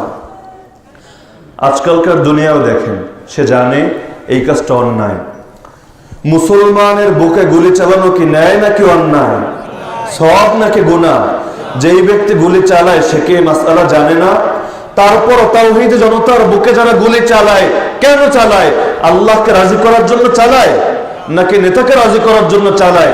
সে জানে এ কাজ হারাম, কিন্তু নেতা আমাকে যেটা বলেছে আমি তো সেটা মানবো, আল্লাহ এবং তার রাসূল কি বললো সেটা দেখার বিষয় নয়। আর তাই তো তাওহীদি জনতা যখন রাসূলের মহব্বতে কোনো শান্তিপূর্ণ আন্দোলনেও নেমে যায়, দেখা যায় তাদের বুকে নির্বিচারে গুলি চালানো হয়। কেন? একটাই কারণ, নেতা বলেছে চালাতে হবে, আল্লাহ কি বললেন রাসূল কি বললেন দেখার বিষয় নয়। প্রকৃত মুমিন সেই ব্যক্তি হতে পারে যেই ব্যক্তি লোকে কি বললো সেদিকে তাকায় না, আমি হকের উপর থাকবো। আর হকের উপর থাকার জন্য যদি গালি খেতে হয়, আমার সামনে তো নজির আছে, সর্বযুগের সর্বশ্রেষ্ঠ মহামানব মুহাম্মদুর রাসূলুল্লাহ যেই পরিমাণ গালি খেয়েছেন, আর গোটা বাংলাদেশ কেন গোটা দুনিয়ার মুসলমানের গালিকেও যদি এক পাল্লায় রাখা হয়, আমার নবী যেই পরিমাণ গালি খেয়েছেন সেটাকে এক পাল্লায় রাখা হয়, নবীর পাল্লা ভারী হয়ে যাবে। কোন গালি এমন আছে যেই গালি আমার নবীকে দেওয়া হয়নি? কখনো বলেছে পাগল, কখনো জাদুঘর, যখন যেটা দরকার সেটা বলেছে। এমনকি তারা নবীর বিরুদ্ধে এত বেশি সমালোচনা করেছে যে সমালোচনা অনেকের হেদায়েতের পথ খুলে দিয়েছে। মানুষের মধ্যে আগ্রহ জন্মেছে, কি ব্যাপার, এ আবার কোন ব্যক্তি যাকে নিয়ে এত আলোচনা হচ্ছে, একটু গিয়ে দেখি। তো দেখতে এসে আল্লাহ তাআলা হেদায়েত দান করেছেন। যেটা বলছিলাম, যদি ভরসা থাকে আল্লাহর উপর, আল্লাহ তাআলা এমন ভাবে আমাদের সফলতা বের করে আনবেন যেটা দুনিয়ার কোনো মানুষও ভাবতে পারে না। তো রাসূল মক্কায় মেহনত করলেন, তায়েফে মেহনত করলেন, ঈমান নসিব হলো না। আল্লাহ রাসূল সাল্লাল্লাহু আলাইহি ওয়াসাল্লাম প্রতি বছর হজের মৌসুমে বিভিন্ন দেশ থেকে বিভিন্ন জাতি গোত্র হজ করার জন্য আসতো। মনোযোগ আছে তো আপনাদের নাকি? বিভিন্ন দেশ থেকে বিভিন্ন জাতি হজ করার জন্য আসতো। নবী এক এক জাতির সামনে ইসলামের দাওয়াতকে উপস্থাপন করতেন এবং সবার কাছে বিশেষ বিশেষ এক একটা সাহায্য চাইতেন। কি নিজের জন্য সাহায্য না দ্বীনের জন্য সাহায্য? আমার নবী তার ব্যক্তিত্বের দিকে তাকাননি, ব্যক্তি স্বার্থের দিকে তাকাননি, সবসময় তিনি দ্বীনের স্বার্থের দিকে তাকিয়েছেন। এমনকি হাদিসে বলা হয়েছে লাম ইয়াগদাব লিনাফসিহি কাত্তু, নবী তার ব্যক্তি স্বার্থে কখনো কারো উপর রাগও করেননি, কিন্তু দ্বীনি বিষয় আসলে তিনি রাগ করতেন এবং এই ক্ষেত্রে তার চেহারা লাল হয়ে যেত। নবী এক এক সময় এক এক জাতির সামনে নিজেকে উপস্থাপন করতেন এবং তাদেরকে বলতেন তোমরা এই দ্বীনের সহযোগী হয়ে যাও। ইয়া আইয়ুহাল্লাযীনা আমানু কুনু আনসারাল্লাহ, তোমরা আল্লাহর সাহায্যকারী হয়ে যাও। ঘটনাক্রমে দাওয়াত দিতে দিতে দিতে এভাবে একটা পর্যায়ে রাসূল মদিনাবাসীর সামনে ইসলামের দাওয়াত দিলেন এবং তাদের কাছে আল্লাহর সাহায্যকারী হওয়ার দাবি জানালেন। অপরদিকে মদিনাবাসীর অবস্থা ছিল শত শত বছর ধরে তারা এক গোত্র আরেক গোত্রের সঙ্গে যুদ্ধ লেগে থাকত। আউস এবং খাজরাজ, একটা গোত্রের নাম ছিল আউস আর একটা গোত্রের নাম ছিল খাজরাজ। এই আউস এবং খাজরাজ যুগের পর যুগ তারা লড়াই চালিয়ে যেত, এক দল আরেক দলের বিরুদ্ধে কোপাকুপি, মারামারি, হানাহানি, কাটাকাটি এই ধারা জারি রাখত। এমনকি বাপ মরার সময় সন্তানকে বলে যেত, আমি মরার পর যুদ্ধ তো শেষ করে যেতে পারিনি, এই মিশনকে সামনে চালিয়ে নিও। সর্বশেষ বুআস নামক একটা যুদ্ধ সংঘটিত হয় আউস এবং খাজরাজের মধ্যে।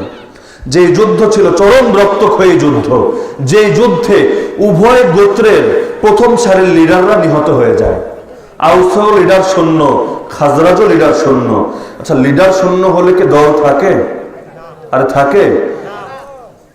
আউসও লিডার শূন্য, খাজরাজও লিডার শূন্য, প্রথম সারির লিডাররা বেঁচে নেই। দ্বিতীয় সারির, তৃতীয় সারির 2-4 জন লিডার আছেন, কিন্তু কেউ কেউ আহত, কেউ কেউ এই পদ চালানোর মতো যোগ্যতা নেই, কেউ কেউ বিভিন্ন কারণে বিতর্কিত, তারা নেতৃত্ব শূন্য ভুগছিল। আউসও ভুগছিল, খাজরাজও ভুগছিল। অপরদিকে তাদের পাশে ছিল ইহুদিদের বসবাস। ইহুদিরা তারা তাওরাত পাঠ করত। সেই তাওরাতের মধ্যে আমাদের নবীর আগমনের সুসংবাদ ছিল। তারা যখন মদিনার আনসারদের সঙ্গে কথা হতো, বিভিন্ন সময়ে তারা বলতো, কিছুকাল যাক, আমাদের মধ্যে শেষ যুগের পয়গম্বর আসবে, সেই নবীকে নিয়ে আমরা সারা দুনিয়ার বিরুদ্ধে মোকাবেলা করব, আমরা শ্রেষ্ঠ হব। ইহুদিরা আশা করেছিল নবী আসবে তাদের বংশ থেকে, কিন্তু আল্লাহর ফয়সালা ছিল ভিন্ন। তো তারা আগ থেকেই জানতো শেষ যুগে একজন নবী আসবে। অপরদিকে তারাও নেতৃত্ব শূন্য। তাদের মধ্যে দিলের একটা চাহাতে ছিল যে এমন একজন ব্যক্তিকে যেন পেয়ে যায় যাকে আমরা সবাই মিলে নেতা মেনে নিতে পারি। ঘটনাক্রমে আসলো মক্কায়।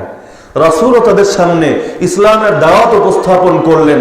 আর তারা এতকাল ধরে যে নবীর কথা শুনে এসেছে, সেই নবীর আলামতের সঙ্গে এই ব্যক্তির আলামত মিলে গিয়েছে, তো তাদের ইসলাম গ্রহণ করতে খুব বেশি কঠিন হয়নি। তো বুআস, সেই বুআসের ময়দানে তারা নেতা হারিয়েছে। আর একটা বিষয় ভালো করে মনে রাখবেন, এখানে অনেক আলেম ওলামারা হাজির আছেন। আল্লাহ তাআলা কোরআনের মধ্যে বিভিন্ন নবীর ঘটনা বর্ণনা করেছেন। কেন? কোরআন কি ইতিহাসের বই? কোরআন কি রূপকথার গল্প? গল্প শোনানোর জন্য এগুলো বলা হয়েছে, নাকি শিক্ষা দেওয়ার জন্য? কোরআনে আল্লাহ তাআলা পূর্ববর্তী যত নবীর ঘটনা বর্ণনা করেছেন, যাদেরকে বিভিন্ন হালতের বিভিন্ন পরীক্ষার শিকার হতে হয়েছে, তাদের বিরুদ্ধে শত্রুতা করা হয়েছে, তাদের বিরুদ্ধে বিরোধিতার প্রাচীর দাঁড় করানো হয়েছে, প্রায় সব জায়গায় দেখা যায় তাদের প্রথম সারির শত্রু ছিল আল মালা। কোরআনের শব্দ হলো মালা। ওয়াকাল আল মালা মিন কওমি ফিরআউন ওয়াকাল আল মালা। মালা মানে হলো নেতৃবর্গ। তার মানে সব যুগে নবীদের নবুয়তের প্রধান দুশমন ছিল কারা? কৃষকরা, গরিবরা। তাহলে কারা? নেতারা। কেন নেতারা কেন শত্রু হতো? কারণ প্রত্যেক নবীর কালেমা ছিল এক, লা ইলাহা। সবাই বলছেন না লা ইলাহা ইল্লাল্লাহ। সব নবী কালেমা নিয়ে এসেছেন, লা ইলাহা ইল্লাল্লাহ। আল্লাহ ছাড়া ইবাদতের উপযুক্ত কেউ নেই, আল্লাহ ছাড়া আনুগত্যের উপযুক্ত কেউ নেই, আল্লাহ ছাড়া গোলামের উপযুক্ত কেউ নেই। ব্যক্তি জীবনেও আল্লাহর গোলামি করতে হবে, পারিবারিক জীবনেও আল্লাহর গোলামি করতে হবে, সামাজিক জীবনেও আল্লাহর গোলামি করতে হবে, রাষ্ট্রীয় ক্ষেত্রেও আল্লাহর গোলামি করতে হবে, আন্তর্জাতিক পরিমণ্ডলেও শয়তানের গোলামি করতে হবে। তাহলে কার গোলামি? আরে গোলামি করা যাবে একমাত্র কার? প্রতিদিন নামাজের প্রত্যেক রাকাতে দাঁড়িয়ে ঘোষণা দেই, ইয়াকা না'বুদু ওয়া ইয়াকা নাস্তাঈন। একমাত্র তোমারই ইবাদত করি, তোমারই গোলামি করি, তোমারই বন্দেগী করি এবং একমাত্র তোমারই কাছে সাহায্য চাই। তাহলে প্রত্যেক নবী এসে যখন এই মেসেজ দিতেন যে এই কালেমা যারা গ্রহণ করবে তারা গোলাম হবে কার? আরে কার? দুনিয়ার নেতারা ভাবতো যদি এই কালেমা গ্রহণ করি আমাদের নেতৃত্ব, আমাদের গদি তো শেষ। কারণ এতদিন পর্যন্ত যা ইচ্ছা আদেশ দিতাম সকলে মানতে বাধ্য, কিন্তু এখন তো দিন মেনে, ইসলাম মেনে, কোরআন হাদিস মেনে আদেশ দিতে হবে। গোলামি, আমাকেও আল্লাহর গোলামি করতে হবে, মানুষকেও আল্লাহর গোলামি করতে হবে। এমনকি আমি যদি এমন কোনো আদেশ দেই বা এমন কোনো কাজ থেকে নিষেধ করি যেটার খেলাফ আল্লাহ বলেছেন, মানুষ আমার কথা শুনবে না। কারণ হাদিসে বলা হয়েছে লা তাআতা লিমাখলুকিন ফি মাসিয়াতিল খালিক। স্রষ্টার অবাধ্যতায় সৃষ্টির কোনো আনুগত্য চলে না। এই কারণে যুগে যুগে মালা যারা, নেতা যারা, তারা সবার চেয়ে বেশি নবীদের শত্রুতা করেছে। তা আউস এবং খাজরাজের নেতারা বেঁচে আছে নাকি মরে গেছে?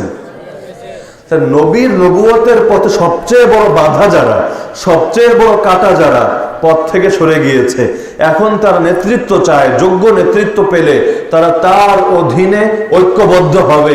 যুদ্ধ করতে করতে তারা ক্লান্ত, এবার রণে ভঙ্গ দিয়েছে, তারা আর রক্ত চায় না, আর লাশ চায় না, তারা ঐক্যবদ্ধ হতে চায়। কিন্তু নেতৃত্ব ছাড়া মানুষ কোনোদিনও ঐক্যবদ্ধ হতে পারে না। আজকাল ঐক্যের কথা তো সবাই বলে, কিন্তু ঐক্য তো একটা ভিত্তিমূলকে কেন্দ্র করে হয়। কার ছায়া একত্রিত হব?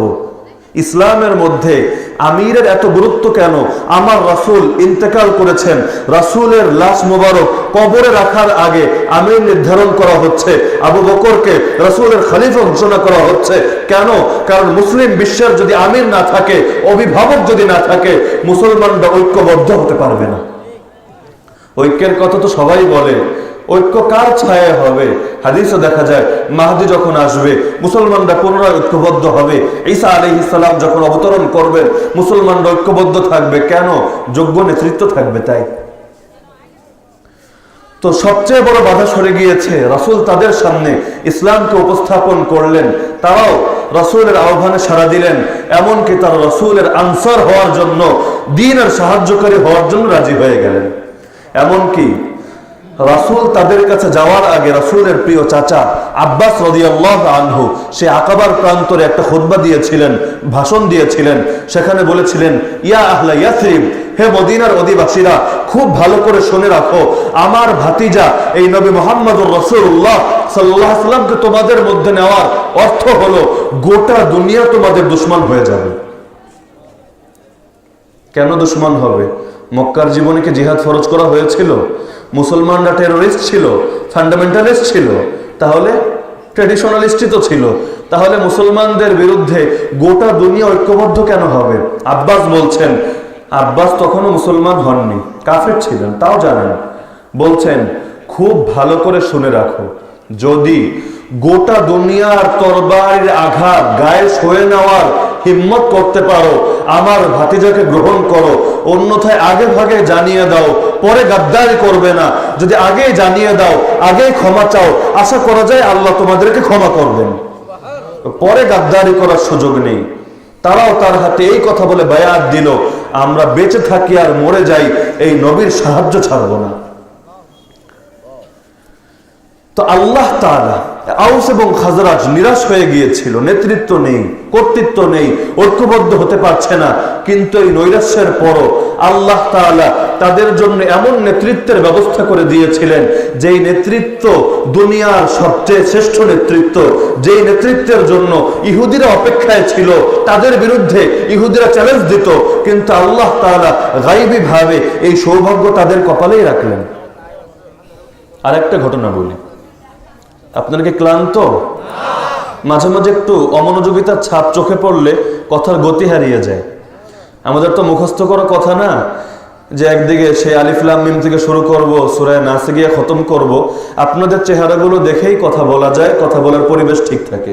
300 মাইল পথ পাড়ি দিয়ে এসেছি, রাস্তায় বারবার দোয়া করেছি, আল্লাহ গিয়ে যেন শ্রোতাদের চেহারা দেখে কথা বলার আগ্রহ জন্মায়। এমন যাতে না হয় যে এতখানি এসে প্রথমেই দিলের ভেতরে দুঃখ জাগে যে এত পথ পাড়ি দিয়ে আসলাম, কিন্তু এখন তো কথা বলার আগ্রহটাও মরে গেল। আমার সময়ও খুব বেশি নেই, অল্প সময় কথা বলবো, কিন্তু যতক্ষণ আগ্রহ ধরে রাখেন আপনারা ততক্ষণ ইনশাআল্লাহ কথা হবে। ওমর ইবনুল খাত্তাব রাদিয়াল্লাহু আনহু ইসলামের দ্বিতীয় খলিফা, তিনি তার প্রিয় একজন সাহাবী, আল্লাহ রাসূলের সাহাবী, তার সেনাপতি আবু উবাইদা রাদিয়াল্লাহু তাআলা আনহুকে যুদ্ধের কমান্ডার বানিয়ে পারস্য সাম্রাজ্যের বিরুদ্ধে যুদ্ধ করার জন্য পাঠালেন। আবু উবাইদা সাকাফি রাদিয়াল্লাহু আনহু দক্ষ সেনাপতি ছিলেন, কিন্তু অনেক দক্ষ ড্রাইভারও মাঝে মাঝে অ্যাক্সিডেন্ট করে কিনা? তিনি দক্ষ সেনাপতি ছিলেন, সব ক্ষেত্রেই তার অভিজ্ঞতা ছিল, যোগ্যতা ছিল, প্রাজ্ঞতা ছিল, কিন্তু যুদ্ধের ময়দানে কিছু ভুল সিদ্ধান্ত নিয়ে ফেলেছিলেন, যার কারণে মুসলমান তার সঙ্গে যারা ছিল অর্ধেকে শহীদ হয়ে গেল। এবার দুনিয়াবাসী হাসি ঠাট্টা শুরু করলো, অর্ধেক তো রাস্তাই শেষ, আমাদের কাছে এখন আসতেই পারেনি, ওরা আমাদেরকে মোকাবেলা করবে। অথচ সেই যুগে রোম এবং পারস্য ছিল তৎকালীন বিশ্বের দুই বড় পরাশক্তি, যাদের মোকাবেলা করা দূরের কথা, যাদের নাম শুনলেও মানুষ থরথর করে কাঁপত। তো মানুষ হাসি ঠাট্টা শুরু করেছিল। আরে মানুষ তো কত সময়ই হাসে। আমার রাসূল গজওয়াতে খান্দাকের সময়ে একদিকে পরীক্ষা খনন করছেন, পরীক্ষা বুঝেন, মদিনার উপর অ্যাটাক হবে, তো এখন পরীক্ষা খনন করছেন যেন সেই বাহিনী এসে মদিনা পর্যন্ত পৌঁছতে না পারে, মাঝখানে গর্ত থাকবে, সেই গর্ত ডিঙ্গিয়ে যেন ওপারে যেতে না পারে। সেই সময় আল্লাহ রাসূল পরীক্ষা খননের কাজে ব্যস্ত, সাহাবায়ে কেরামও পরীক্ষা খননের কাজে ব্যস্ত, সবাই খুব পেরেশান, হাতে সময় খুব কম, যে কোনো সময় মুশরিকরা এসে আক্রমণ করে বসবে, জলদি জলদি কাজ করতে হবে। কাজ তো করছেন, খাবারের তো কোনো ব্যবস্থা নেই। সাহাবীরা ক্ষুধার্ত থাকতে থাকতে কতক্ষণ পর্যন্ত আর পেটের ক্ষুধা সওয়া যায়? একটা পর্যায়ে তো মানুষ অনন্যপায় হয়ে পড়ে। সাহাবীরা একটা পর্যায়ে এমন হলো, সারাদিন কাজ করছেন, পেটে কোনো দানা পানি নেই, কোমর সোজা রাখতে পারছেন না, কোমরগুলো বাঁকা হয়ে যাচ্ছে, বাধ্য হয়ে পেটে পাথর বাঁধলেন। হায় রে, আমরাও তো নিজেদেরকে মুসলমান দাবি করি, কিন্তু ইসলামের জন্য আল্লাহ তাআলার পথে কোন দিন আমাকে পেটে পাথর বাঁধতে হয়েছে?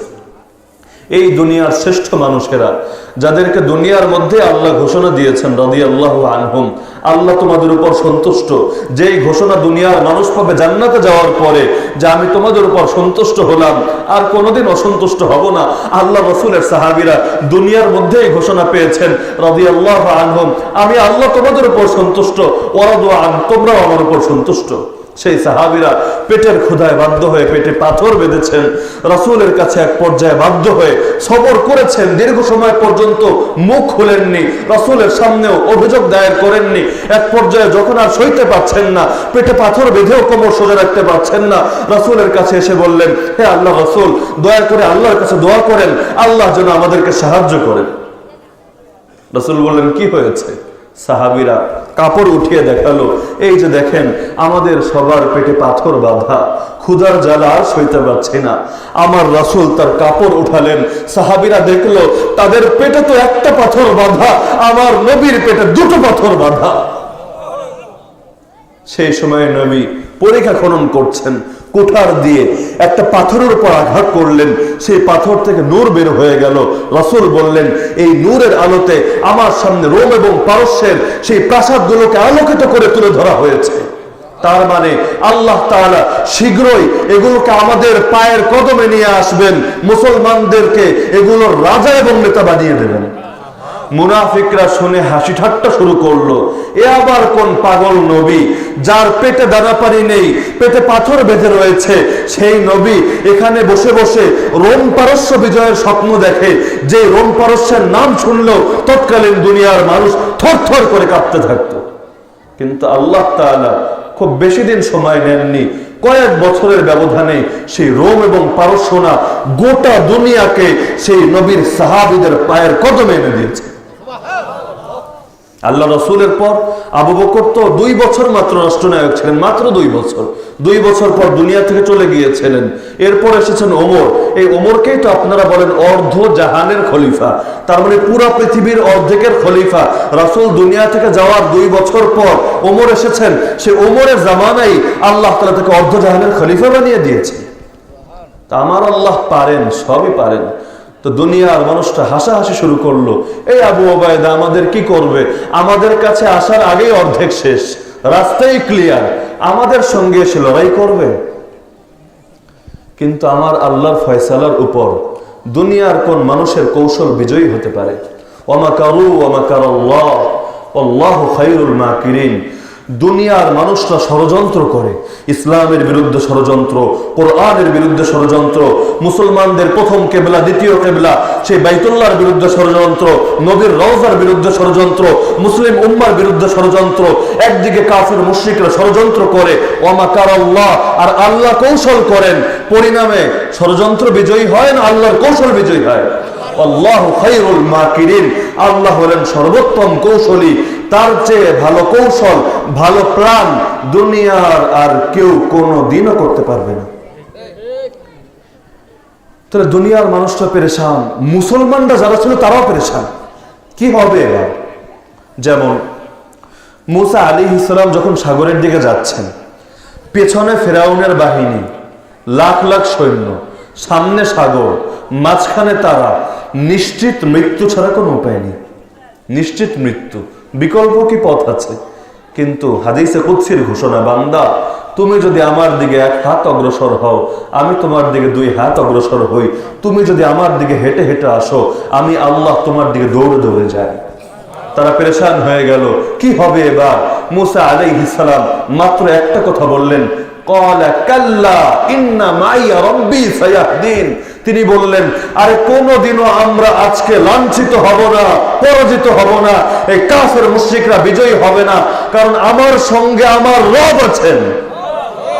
সায়াহদিন, তিনি আমার পথ বের করে দেবেন। আল্লাহ কি তাকে নিরাশ করেছেন? করবেন না, কারণ আনা ইনদা যান্নি আবদি বি, বান্দা আমার উপর যেরকম ধারণা রাখে আমি আল্লাহ তার সঙ্গে সেরকম আচরণই করি। মুসলমানরাও পেরেশান, কি হবে এবার? আল্লাহর ফয়সালা হলো, পারস্যের 2 নেতার মধ্যে আপোষে মারামারি লেগে গেল, ফাইটিং শুরু হয়ে গেল। একদিকে রুস্তম আর একদিকে আরেক সম্রাট, আত্মীয়, উভয় আত্মীয়, 2 আত্মীয়ের মধ্যে মারামারি লেগে গেল। যেই সেনাপতি মুসলমানদের বিরুদ্ধে কমান্ড দিচ্ছিল, তারা জরুরি ভিত্তিতে তাকে তলব করে রাজধানীতে নিয়ে গেল। তা নেতা ছাড়া তো যুদ্ধ হয় না, যুদ্ধ স্থগিত হয়ে গেল। আর এই সময়টায় মুসলমানরাও নিজেদেরকে সংঘবদ্ধ করে ফেললো, সুসংহত করে ফেললো। ওই দিকে আমিরুল মুমিনিন ওমর ইবনুল খাত্তাব বাহিনী পাঠালেন, মুসলমানরা শক্তিশালী হলো এবং আল্লাহ তাআলা তাদের হাতে বিজয় দান করলেন। সুলতান সালাহুদ্দিন আইয়ুবী রাহমাতুল্লাহি আলাইহি, তো সেই সময় দুনিয়াতে ক্রুসেড যুদ্ধ শুরু হবে, 4th ক্রুসেড, সেই সময় পর্যন্ত সংঘটিত সর্ববৃহৎ ক্রুসেড। একদিকে হলো রোম সাম্রাজ্য, পারস্যের ঘটনা তো শোনালেন, 2 পরাশক্তি ছিল, এক হলো রোম আর এক পারস্য। পারস্যের ঘটনা শেষ করলাম, রোম, সেই রোম মুসলমানদেরকে ধ্বংস করে দিতে চায়, মুসলমানদের কিবলা ছিনিয়ে নিতে চায়, ইসলামের নামটুকুও দুনিয়া থেকে মুছে দিতে চায়। কিন্তু সেই রোমের মোকাবেলা করার মতো তৎকালীন দুনিয়ায় বাহ্যিক দৃষ্টিতে কেউ ছিল না। সুলতান সালাহুদ্দিন আইয়ুবী দাঁড়িয়ে গেলেন, মুসলমানদেরকে ঐক্যবদ্ধ করতে লাগলেন, সবাইকে বললেন, এটা আমাদের অস্তিত্ব রক্ষার প্রশ্ন, অস্তিত্ব রক্ষার জন্য এই রোমদের বিরুদ্ধে প্রতিরোধ আন্দোলন সংগ্রাম গড়ে তুলতে হবে। সুলতান সালাহুদ্দিন আইয়ুবী এই ঘোষণা যখন দিলেন, দুনিয়ার কাফের মুশরিক যারা ছিল, রোমের অনুসারী যারা ছিল, তারাও একটু বিচলিত হয়ে পড়ল, কারণ তারা জানতো এই সালাহুদ্দিন আইয়ুবী সাধারণ কোনো মুমিন না, মুহাম্মাদুর রাসূলুল্লাহ। আরে দেখতে শুনতে তো আরো 10 জন মানুষের মতোই, নাকি তার হাত কয়েকটা বেশি ছিল, চোখ কয়েকটা বেশি ছিল? কবি বলেন, গর্বসুরতে আদমি ইনসাবুদে আহমদ আবু জাহাল ইকসাবুদে। আরে মানুষের আকৃতি থাকাই যদি মানুষ হওয়ার জন্য যথেষ্ট হতো, আমার নবী মুহাম্মাদুর রাসূলুল্লাহ দেখতে শুনতে যেরকম, আবু জাহালও দেখতে শুনতে তো একই রকম। দেখতে এক হলেই তো হয় না, কিছু কিছু মানুষের মধ্যে আল্লাহ তাআলা এমন রূপ পয়দা করে দেন, নবী বলেন, নুসিরতু বির রূব, আল্লাহ আমাকে রূপের দ্বারা সাহায্য করেছেন, এই কাফের মুশরিকরা আমার নাম শুনলেও ভয় পায়। তো সুলতান সালাহুদ্দিন আইয়ুবীর এই ঘোষণাকে, কথাটা খেয়াল করবেন, সালাহুদ্দিন আইয়ুবীর এই ঘোষণাকে, তিনি কোনো রাজা ছিলেন না, কোন দেশের শাসক ছিলেন না, কিন্তু সালাহুদ্দিন আইয়ুবীর এই ঘোষণাকে কাফেররা খুব বড় চোখে দেখলো, কারণ তারা তাদের গোয়েন্দাদের মাধ্যমে আজ থেকেই জানতো এই সালাহুদ্দিন আইয়ুবী আর 10 জন মুসলমানের মতো না, তার ঈমান তো পাহাড়ের মতো সুদৃঢ়। সে যদি আমাদের বিরুদ্ধে ময়দানে নামে, এই যুদ্ধ খুব সহজ হবে না। কাফেররা এটা ভেবে রেখেছে, তার মানে তারা সালাহুদ্দিন আইয়ুবীর ঘোষণাকে সিরিয়াস হিসেবে নিয়েছে। অপরদিকে মুসলমান যারা ছিল, আল্লাহ মাফ করুন, সেই যুগের অনেক আলেম পর্যন্ত সেই সুলতান সালাহুদ্দিন আইয়ুবীর বিরুদ্ধে বিভিন্ন খারাপ খারাপ মন্তব্য করলো। ইতিহাসের বিস্তৃত যে কোনো কিতাব খুলে দেখতে পারেন, আল কামিল ফি তারিখ, আল বিদায়া ওয়ান নিহায়া লিল ইমাম ইবনে কাসির, তারিখ ইবনে আসাকির, যে কোনো কিতাব খুলে, বিস্তৃত যে কিতাবগুলো সেগুলো খুলে দেখতে পারেন। সেই যুগের অনেক আলেম এমন এমন কথা বলেছে, এই সুলতান সালাহুদ্দিন আইয়ুবী ফিতনা সৃষ্টি করছে, মানুষকে মৃত্যুর দিকে ঠেলে দিচ্ছে। সে আমাদের কেউ না, সে ভুল পথে পা বাড়িয়েছে। এমনকি সালাহুদ্দিন আইয়ুবীর ব্যাপারে এই কথা বলা হয়েছিল, সে তো ভালো করে আরবিও বলতে জানে না, তার আরবিতে একটু দুর্বলতা ছিল, যে সে তো আরবিটাও খুব ভালো জানে না, তার এলেম কালাম তো আমাদের পায়ের সমানও না। আর সেই আমরা বুঝলাম না, আমাদের থেকে ফতোয়া নিল না। আর সালাহুদ্দিন আইয়ুবী এখন নাকি মুসলমানদের মাসিহা হবে, মুসলমানদেরকে বাঁচাবে আর রোমের মোকাবেলা করবে। আর সে তো আত্মঘাতের দিকে এগিয়ে যাচ্ছে, মুসলমানদেরকে সবাইকে মেরে ছাড়বে। তো দেখেন, কাফেররা একজন ব্যক্তির কথাকে সিরিয়াস হিসেবে নিচ্ছে, আর আপন ভাইয়েরা, এক মুসলমান তো আর এক মুসলমানের ভাই, আপন ভাইয়ের চাইতেও প্রিয় ভাই, আপন ভাই যদি কাফের হয়, দুশ্মন, মুসলমান যদি অনেক দূরের হয়, তারপরও সে আমার এক দেহের মতো। দেখা যাচ্ছে তার বিরুদ্ধে বিভিন্ন রকম কথাবার্তা, বিবৃতি, মন্তব্য, তালিকাত, ফাতাওয়া, ইন্তেশারাত জারি হয়ে গেল। উম্মত ঐক্যবদ্ধ হতে পারছিল না। সালাহুদ্দিন আইয়ুবীর ছায়াতলে খুব অল্প সংখ্যক, খুবই অল্প সংখ্যক মানুষ একত্রিত হলো। রোমকদের ব্যাপারে শোনা গেল তারা কয়েকদিনের মধ্যে অ্যাটাক করবে, বাহিনী রেডি করে ফেলেছে। এদিকে এই অবস্থা, মুসলমানরা ঐক্যবদ্ধ হতে পারছে না, এক দল আরেক দলের বিরুদ্ধে লেগে আছে।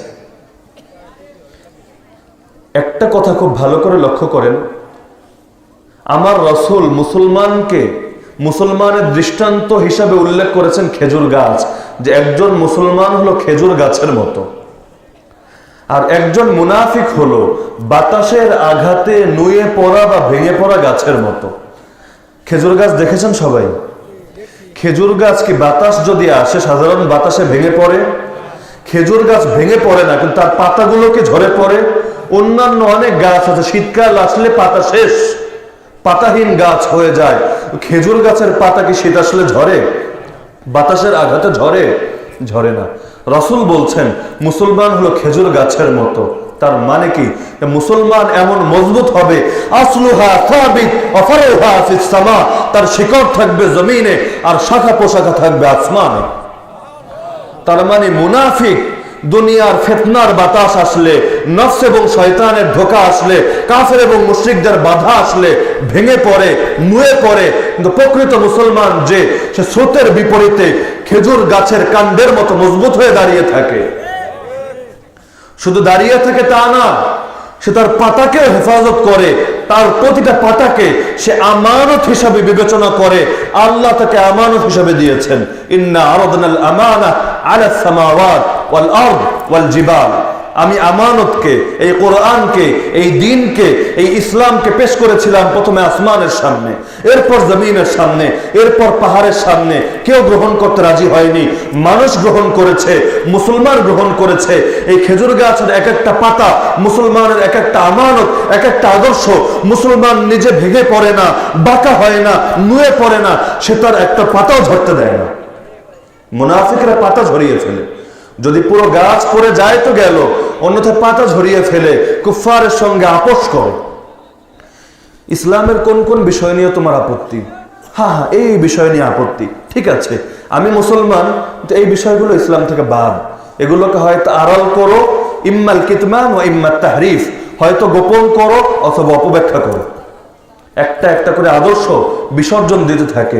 এই যে মডারেট ইসলাম, ইসলাম তো ভাই একটাই, এই লিবারেল ইসলাম, মডারেট ইসলাম, এই ইসলাম, সেই ইসলাম, এত ইসলামের ভার্সন বের হলো কোত্থেকে?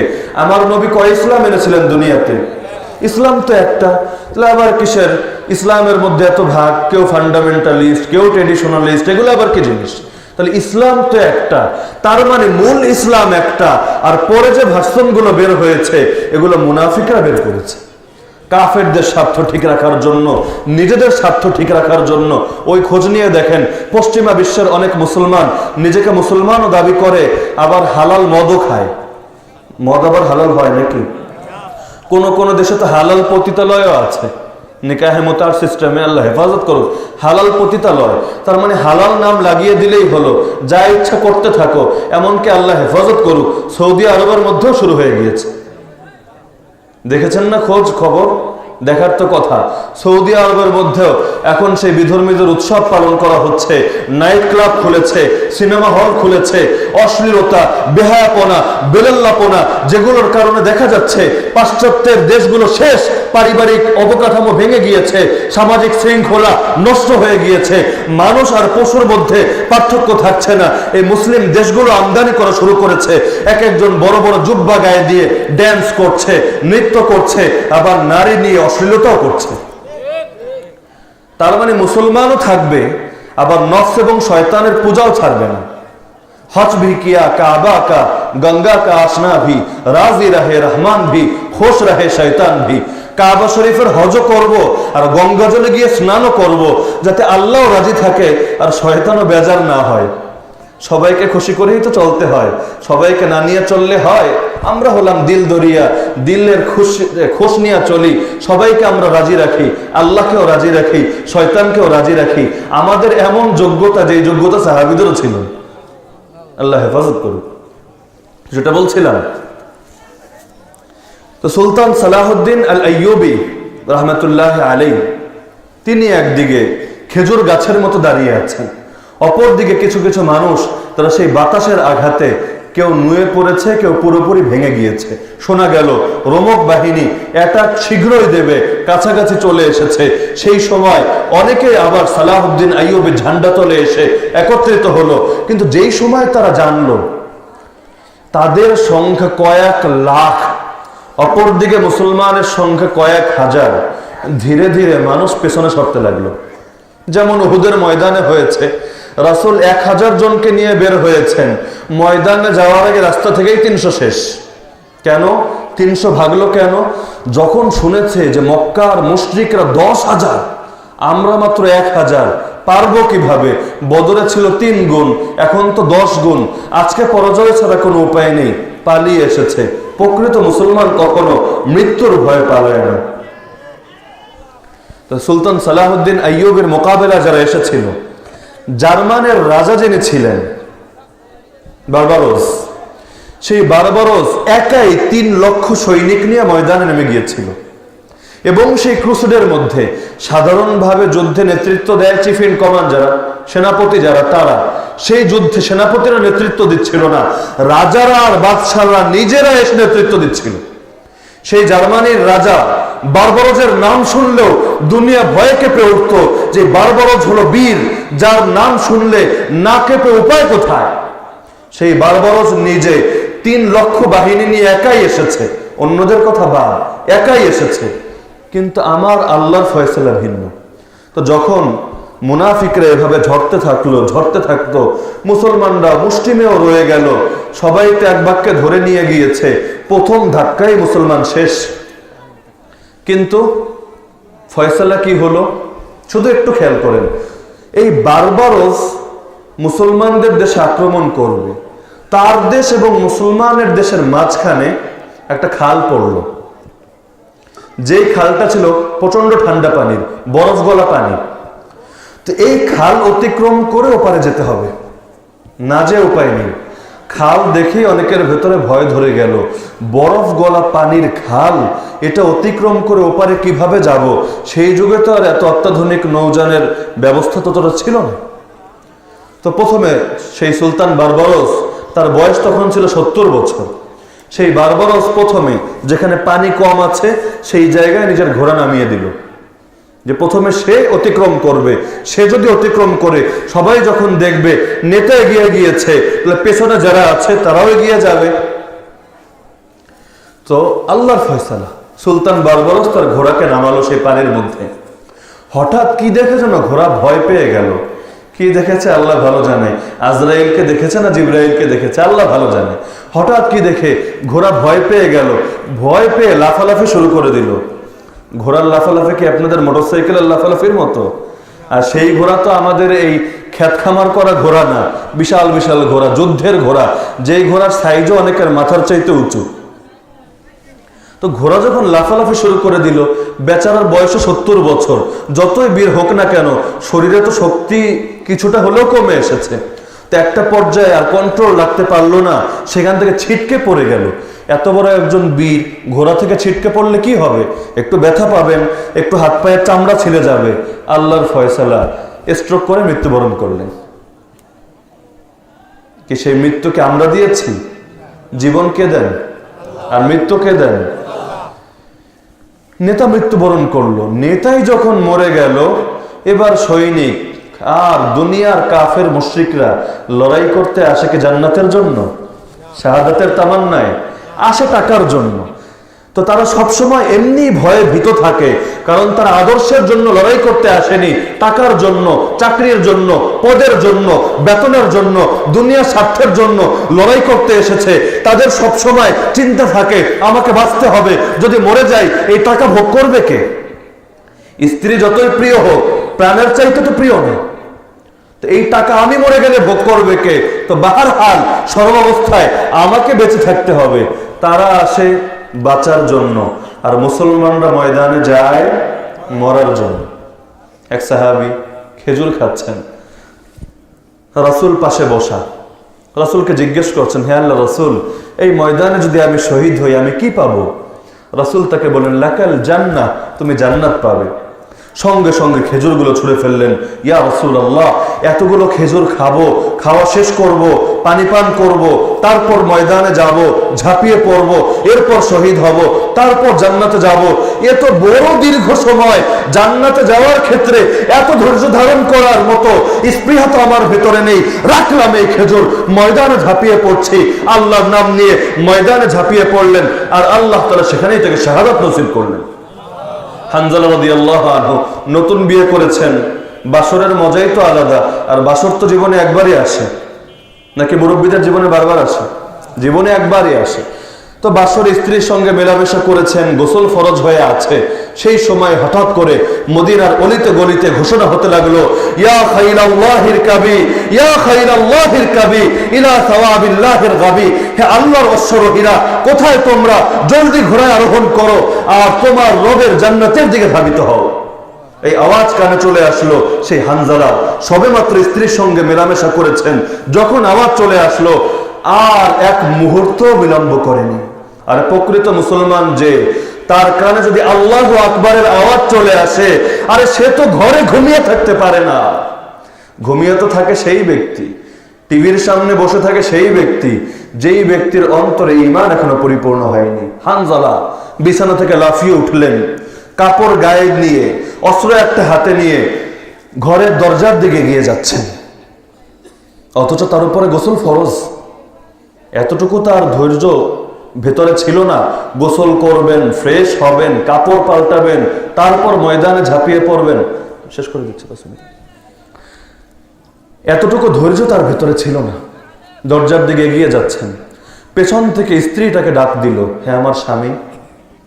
স্ত্রীর ডাক কানে এসেছে, তিনি থামছেন না, পেছনে ফিরেও তাকাচ্ছেন না, এগিয়ে যাচ্ছেন।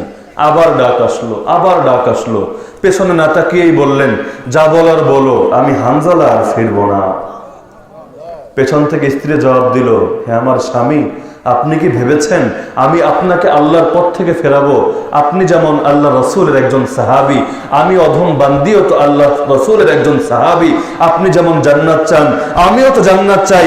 শেষ সময়ে শুধু একটা ওসিয়ত করে দিতে চাই, এই দুনিয়াতে যেন আমাদের আর দেখা না হয়, আল্লাহ তাআলার জান্নাতে যেন আমাদের মিলন হয়।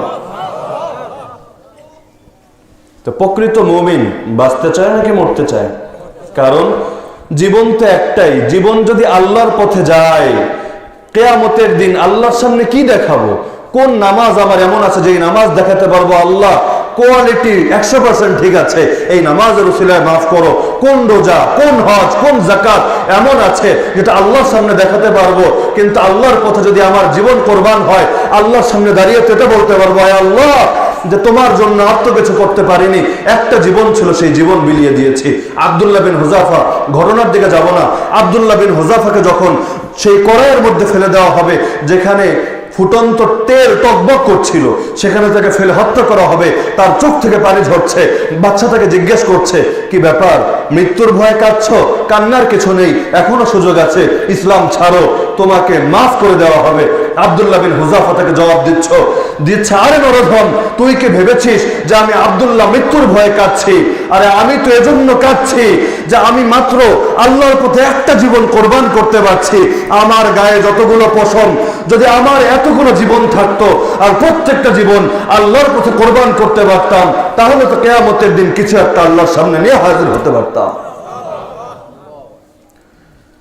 উহুদ যুদ্ধের পূর্বে সাদ ইবনে আবি ওয়াক্কাস রাদিয়াল্লাহু আনহু, আব্দুল্লাহ বিন জাহাশ রাদিয়াল্লাহু আনহু, দুই সাহাবী একত্রিত হয়ে বললেন, আমি একটা দোয়া করব, তুমি আমিন বলবে, আর তুমি দোয়া করবে, আমি আমিন বলবো।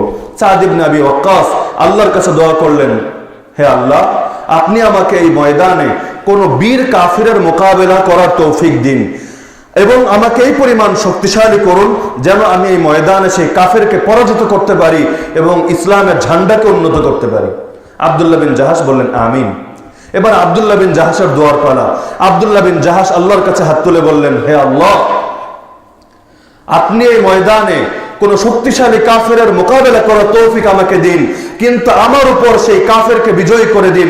সে যেন আমাকে প্রথমে হত্যা করে, তারপর আমার এক একটা অঙ্গ প্রত্যঙ্গ কেটে টুকরো টুকরো করে ফেলে রাখে।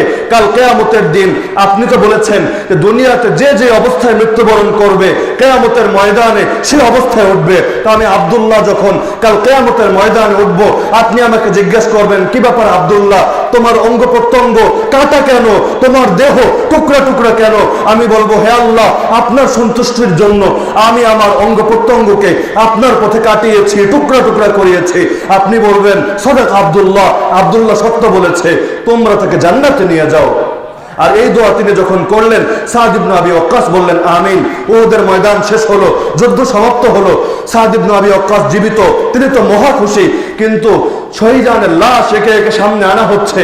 তো এভাবে আনতে আনতে দেখা গেল আব্দুল্লাহ বিন জাহাশ যে দোয়া করেছিলেন, আল্লাহ তার দোয়া এমন ভাবে কবুল করেছেন যে কাফেররা তার অঙ্গ প্রত্যঙ্গ কেটে টুকরা টুকরো করে গাছের সঙ্গে ঝুলিয়ে রেখেছে।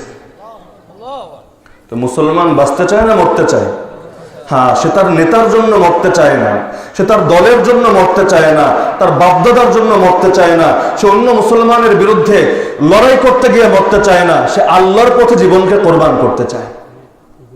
তো সালাহউদ্দিন আইয়ুবী রাহমাতুল্লাহ আলাইহির কথা বলে আমি শেষ করে দিচ্ছি। তো সালাহউদ্দিন আইয়ুবী রাহমাতুল্লাহ আলাইহির মোকাবেলা করার জন্য যারা এসেছিল, তো এই সুলতান সেই নেতাই যখন মৃত্যুবরণ করলো, সকলের হিম্মত শেষ। সৈনিক কত ছিল মনে আছে সংখ্যা? 3 লাখ। কয় লাখ? 3 লাখ।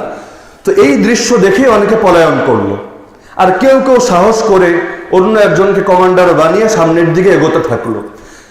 কিছু দূর সামনে এগোয় আরেকটা পরীক্ষা আসে, আরেকটা বাধা আসে, কিছু মানুষ পিছনে পালিয়ে যায়, কেউ কেউ হার্ট অ্যাটাক করে মৃত্যুবরণ করে। এভাবে এই 3 লাখের বাহিনী যখন মুসলমানদের শহরে প্রবেশ করে, তাদের সংখ্যা ছিল মাত্র 1000।